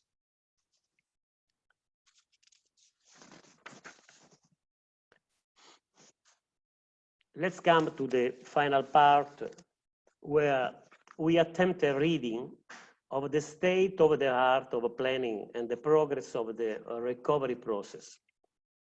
The impact of the earthquake with the territorial management situation presented at that time is often found absent or suspending planning process. And even the application of the existing regional urban planning tools, we cannot say that they had found the appropriate attention even before the seismic events. Both at the territorial and intermunicipal scale, in Italy, for instance, we have the rural development plans or the strategy for development of inland areas, but also at the other scale of above municipal planning, we have an environmental scale plan or provincial coordination territorial plans and the park plans. And while waiting for the preparation of large scale projects, the municipalities have been working on the construction of housing emergency area, the SAE. The SAE is the name of this little building on wood prepared for the people living in the villages. And those works that often private individuals have donated for services. The immediate impact was, and the solution was, this kind of donation from a private enterprise part.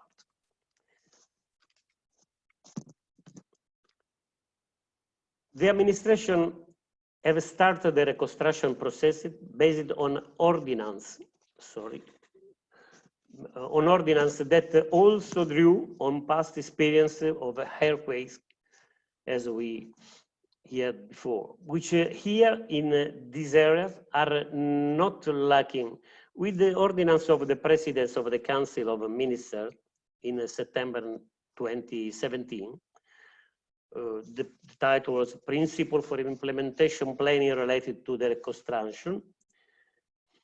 The planning phase aimed at urban design begins, but the basic step of the integrated reconstruction process have to start in this list.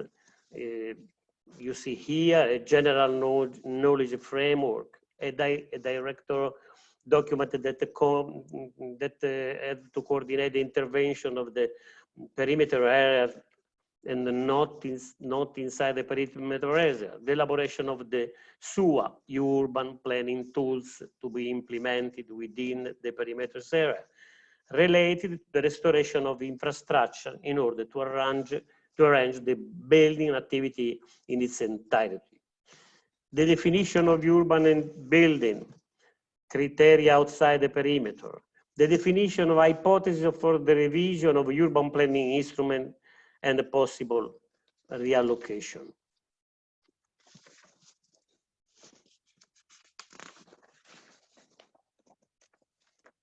In some cases, the stage of this process have been included in calls for tenders, which once completed, allow the administrator to obtain a quick conclusion of the entire design process from the designer in charge. You know that in Italy, we have some problem with the rules and the laws. Too many rules, too many laws at all the time are extremely difficult because we spend too long time to arrive at to propose a conclusion of our practices.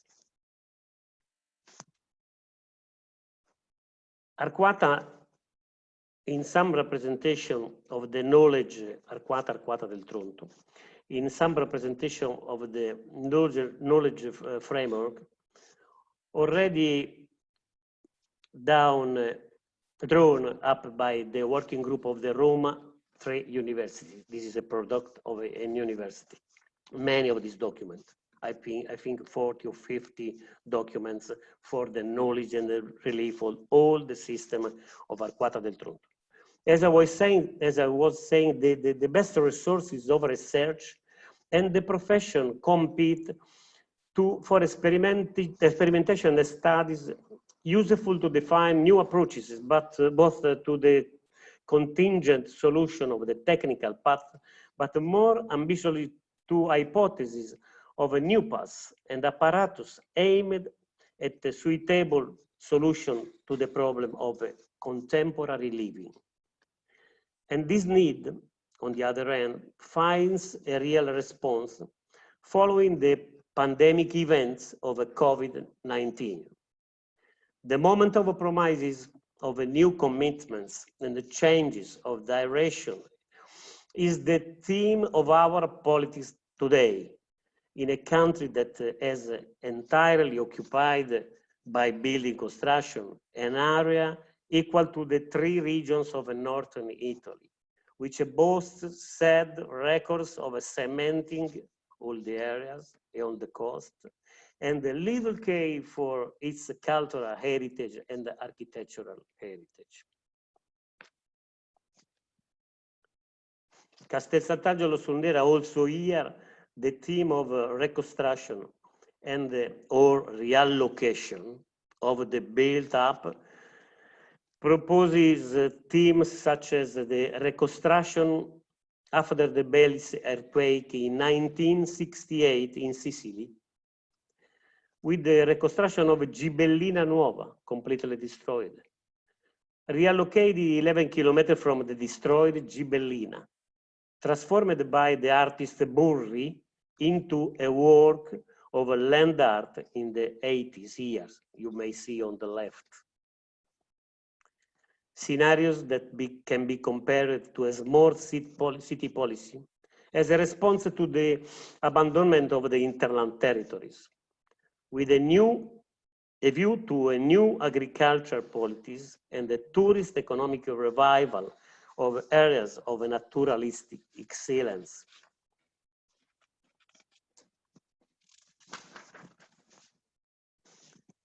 And the group led by architect Boeri proposed 10 strategic themes for the recovery of Castel Sant'Angelo, another of these little villages, all based on innovation, sustainability, recovery of the natural and architectural heritage, and as well as local production, always with the idea of a revival of tourism. Finally, the case of Mucha. Here is an example of the perimeters you see on the right, used in the urban core and in the ancient one with the reference to Ordinance of May 2017 to make the recovery intervention feasible with a logic of the homogeneity of the historical building and the functional distribution of the artifacts. In the case of a small town at the bottom of the valley, where near is below Camerino, a city very known, where the historical apparatus of the enclosed nucleus guides the roadways, the model of reconstruction of the nucleus is based on the reappropriation of the prerogative of a city of water, surrounded by the rivers. A defended city in possession of an economy based on the existence of mills, Mucha can regain at least, in part, the role of a city of a post and the control of transit routes dedicated as it was in the past to trade, agriculture, sheep farming, and breeding. The document director proposes again obligation and commitments in the reconstruction of the nucleus that we have already listed, aimed at making compatible as never before the living and the social use of the city in an area at risk of seismic events that must be lived in total safety.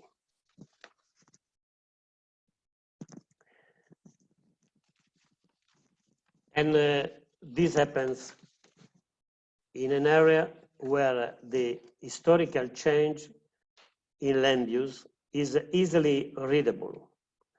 The drawings testify the complexity of urban renewal, especially implemented in the 20th century in a bad manner. The problems range from the coexistence of areas and the cultural heritage of great value to the compatibility of emergency intervention with the area of the new site, in yellow, indicated here in yellow, the new building of provisional works. So the attempt to recover an ancient and a strategic role for the historic center that you see in red, very little center, as well as the need to make the productive areas live to relaunch local production, to the compatibility of the new freeway tracks that overlap heavily and out of scale with the existing buildings, the new highway, the superway you see over the mapping of the city and this expansion, representing an example of how little attention is paid to the value of past testimonies. Thank you very much. Thank you very much for the presentation, which is very close to one which we had from Ms. Lia Bilardi. And I think that the audience could got a complete picture from those two presentations. So I thank you very much for concluding with your presentation lectures. And after now we can go to see how many questions we got. And I will ask you to reply to these questions and to give us some thoughts in deep. Now I have to apologize to Leah. She was the only one I interrupted. It was a little bit misunderstanding. So if you have some more from your lecture to give us, you can go on, but also there are at least 2 questions to your lectures. Yeah. You see this on QA. Yes. So please, can you go on with your answers and comments? Yes. The 2 questions are related a little bit, and they are about really mapping. When I talked about mapping, and when I use mapping, I see mapping as a tool in placemaking, as a tool for engaging the local community in co-creating the vision for the place they want to live in the future, in co-creating the vision for a building, if they want to restore a building. So the key element of the process of building that vision, of co-creating that vision, is, in my view, the mapping. Now, that mapping involves a process, as we said. Who starts the process is always the question. Do we start from outside? Is the consultant that starts? Is the cultural operators on the ground that start the mapping? Is it the community that has the need really to get together? And each time it starts from a different point of view. But what counts is the principle. The principle is that the local community comes together on an imaginary table in a series of exercise, which could be, for example, perception mapping. How do I feel about living in this particular area? And we can do that by setting up hashtag on the internet, doing Facebook pages, or simply gathering the community around the table, and they give us their video diaries. They film themselves, what they do on a daily basis in a certain place, how they use a certain building, what they would like to change for that building. Okay, so that's the mapping. That's how I use it. And that's the whole idea of engaging the local community in making progress, in making change, in co-creating that vision. On the other question, which was really about smaller places, places that are shrinking, and what do we do? Nobody has the answer. Okay, that's the first thing, but we can try. And the first thing to notice is that certainly COVID provides us with an opportunity to look at trends. In the last month, I have read a number of surveys, sociological surveys, behavioral surveys, etc. People are indicating that they are less likely to want to live in cities in the near future. People are indicating, even estate agents are now remarking on this new demand for people to want to move out of the big city centers where the density is, where the contagion could happen. So people are still worried about this, and they will remain worried about this for a while.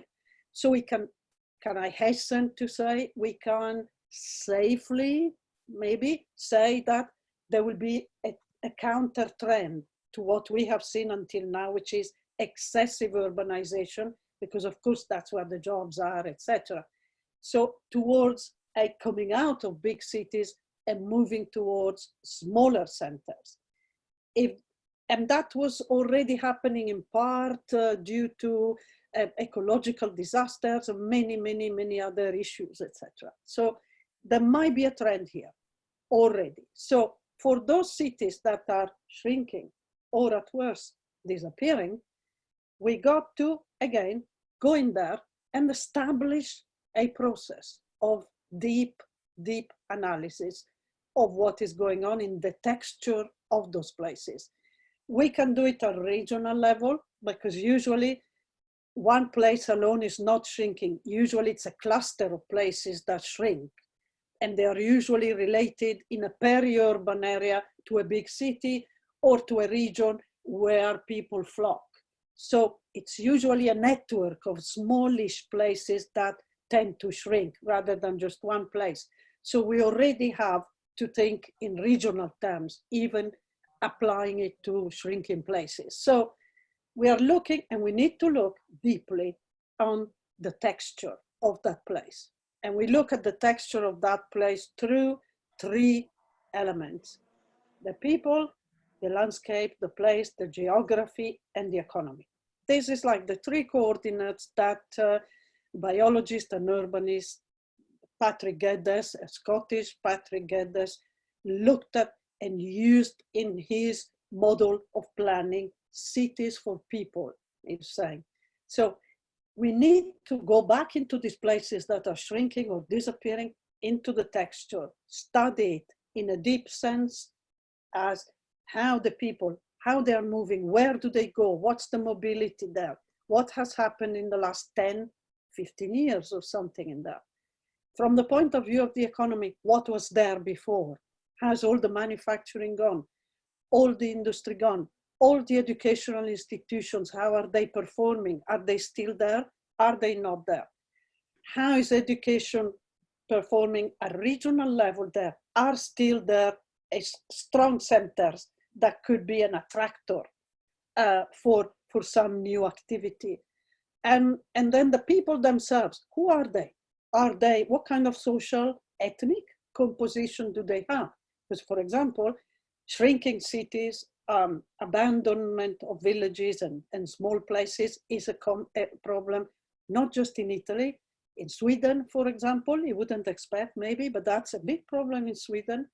It's a big problem in Germany, of course. In Ireland, it's been a big problem, etc. So if you go to Sweden, for example, in an area that is shrinking, the people who live there are usually ethnically very diverse. You could say they are segregated there. We don't want to say that politically it's problematic, but they live there. There are no services there. There is nothing to help that area really to restart, to thrive, etc. So we go back and do a deep analysis of these dynamics, the social, the geographical, the topological, etc., and the economic. And then together with the community that is still there, we do a series of exercises of brainstorming. What could we do? What skills can we revive? What skills can the regional university somewhere or the technical schools, in the case of Sweden or Germany, how can we get those schools to set up again a branch of that into this area? How can we get back to restart some kind of educational activity? Because that's the key to resilience, in my view. And that's also the key to restart the new economy. If we restart a design community in there out of a craft skills that were there before, then we are doing already a good job, I think. So I don't know if I have answer to this, but I want to leave space also for the other questions. Thank you very much. Well, those who ask questions, I think they can add sub-questions and you will get reply. So we have two more questions for a moment. The question is for Enrico Cocchi from Alessia Strozzi regarding the cultural heritage and priorities for reconstruction. Enrico, Enrico, are you still with us? No. So yes, you are. No, we are here. Yeah, you see the question. Can you answer it? The questions is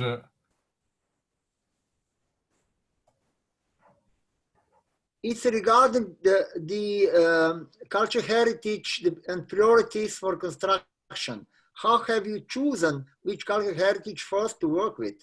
Thinking of Mr. Bell's presentation, was the community involved anyhow? If yes, how? sorry, but I don't understand better. I'm sorry. The answer is for our typology of selection of the intervent. Sorry. So you see the question on QA on your screen.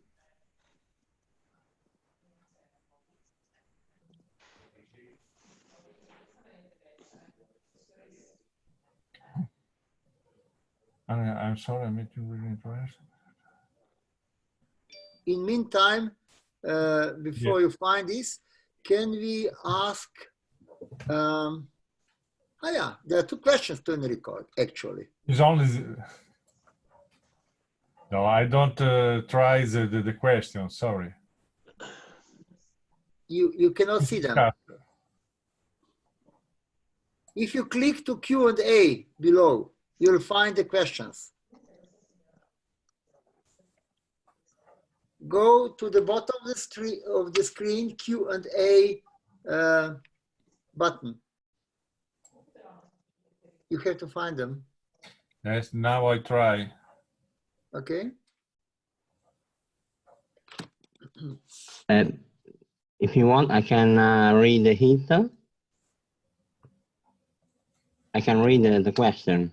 Yeah, I already did, but it was not clear. The question is, how important was it to work hand in hand with MiBACT and Stefania? Asked because here in Sorry, because, one moment. There is. We made all the slides. Yes, the slide is not a problem. It's a binario your program seems. Stefania asked because here in Marche region, we had difficulties making the two entities speak to each other for the making of private history audits. And I think the question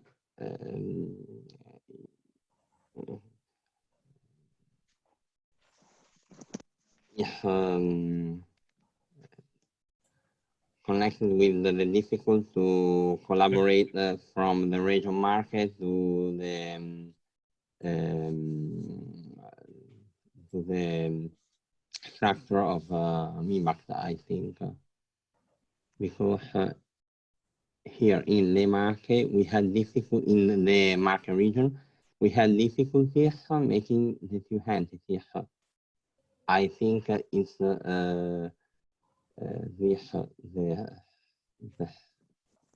Sorry, maybe it will be easier if you answer in written. You can also answer a question, think about, and you can type on the answer. It's not necessary to go on. And if you allow me, I have for 4 panelists. I cannot write the questions because I'm panelist, so I have to ask you verbally. I have for all of you a little, well, question, something to think about. When we are dealing with heritage on the earthquake-prone areas, we are always sometimes facing 2 issues. The safety, on the other side, the living comfort of people using the heritage for everyday life. We know that we have quite efficient and less expensive measures to increase the living comfort, although all these measures are not suitable for heritage. You cannot just put on isolation on beautiful facade. But sometimes those who are investing and planning this improving or upgrading of living comfort, of energy efficiency, are forgetting that we have below the problematic structure. Is any opinion from you on this direction? Especially those who are planning the renovation of cities and who are in charge.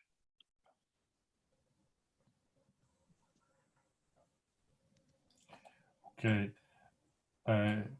Now I read the answer of Stefania Pignatelli. Sorry for the time. Okay, for us to work with MiBACT is very important because we have normally all the project, the contemporary instruction for the security, the service of seismic, but also the difficult of the old building for the heritage reflection. And we have only one commission with MiBACT, also with seismic.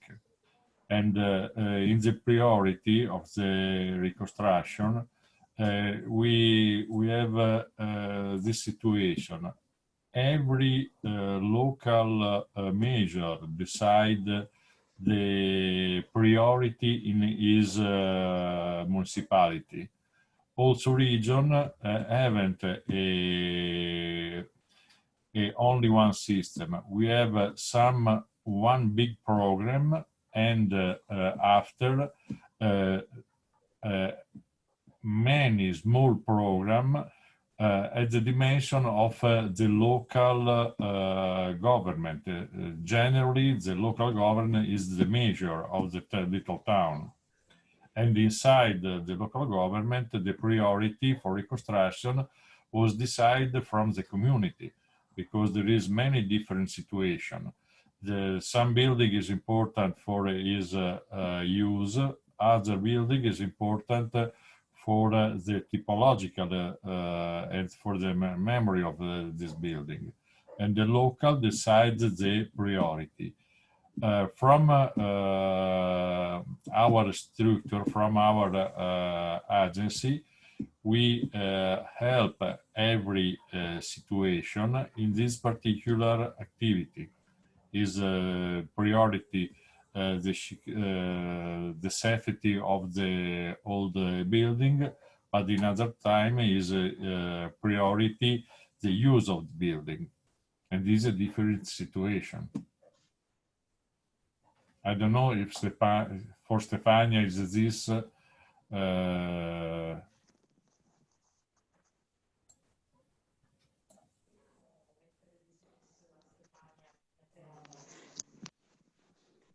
So thank you for answer. I think that you just hit the I question. have a question. Yes, I have a question for Stefania. Oh, this is really important. You know, the reconstruction. We have to think that the reconstruction is possible, but we have to decide what to do if we have some particular case. You understand that in some cases we have the completely destroyed country, little village, completely destroyed. I before told the situation of Gibellina in Belice, the earthquake, because it is possible. Another at limit is possible another kind of solution. No, the possibility to move to another side. This you may consider. The problem is the depth knowledge, as Dr. Lia Ghilardi said, is important to know and to have all the problems, all the situation, all the data, a big data for the knowledge of the territory, of the small center, of the cities. No? In particular in Italy, where we have a big cultural heritage problem, and we have to know. And then we may use the data and we may decide, but we have to be prepared before, not when there is the seismic event. This is the mistake usually. And you have to begin a process, always later. It is impossible to solve the problem, no? Because for instance, we changed the rules and the laws, seismic event after seismic event. We changed the rule. We changed the possibility of to interview in the situation. No, this is a mistake. This is a problem because the times are enlarging without solution. Like in this moment in Italy, we lost 4 years, and we have to begin to complete the process of the reconstruction. Not begin the reconstruction, to begin to complete the process. Then the other question is from Alessia, and she was proposing the discussion of the participation in developing DDR. The DDR is a new instrument, completely new, not in the past documents and the rules in Italy. It's like an instrument at the beginning of the activity or the proposal, and to understand which may be the general situation of a planning in the little countries. But as I said, we have this problem of the little villages, real little villages. As we said before in other speeches, we have to understand what is possible to propose for changing the situation of occupy the sub-mountains and the mountain territory, abandoning the idea of the city on the coast of the metropolis, and to renew a new model of the city, a new model of living, because it's possible now. It's possible for the problem of the connection, it's possible for the problem of the COVID, everything is deposing for a new model. We have to do this, is important. Okay. So, Fausto, thank you very much. It was very important, especially what you said a little bit before about the changing policies. Yeah. I'm civil engineer, and I know how it works on the prone areas. But okay, that's not the whole story. I was provoking a little bit about this conflict of living comfort and safety. I think that we have to work together, especially in Italy. You are in these reconstruction campaigns. I would plead for going this way, because we made a mistake in Isonzo River, Posoce, in the large Slovenian campaign for retrofitting post-earthquake area. We didn't go that time much in direction of living comfort. We've been very, very concentrated on structural issues, but now the things are returning back. As engineers, we are very much fighting to take into consideration structural issues, not only codes. So this is always in conflict. So I would suggest you in Italy also to a little bit pay attention to these both issues. Thank you.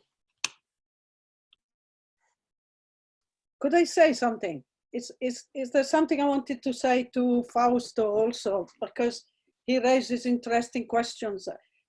Briefly, I think he mentioned something, is there a possibility of moving cities?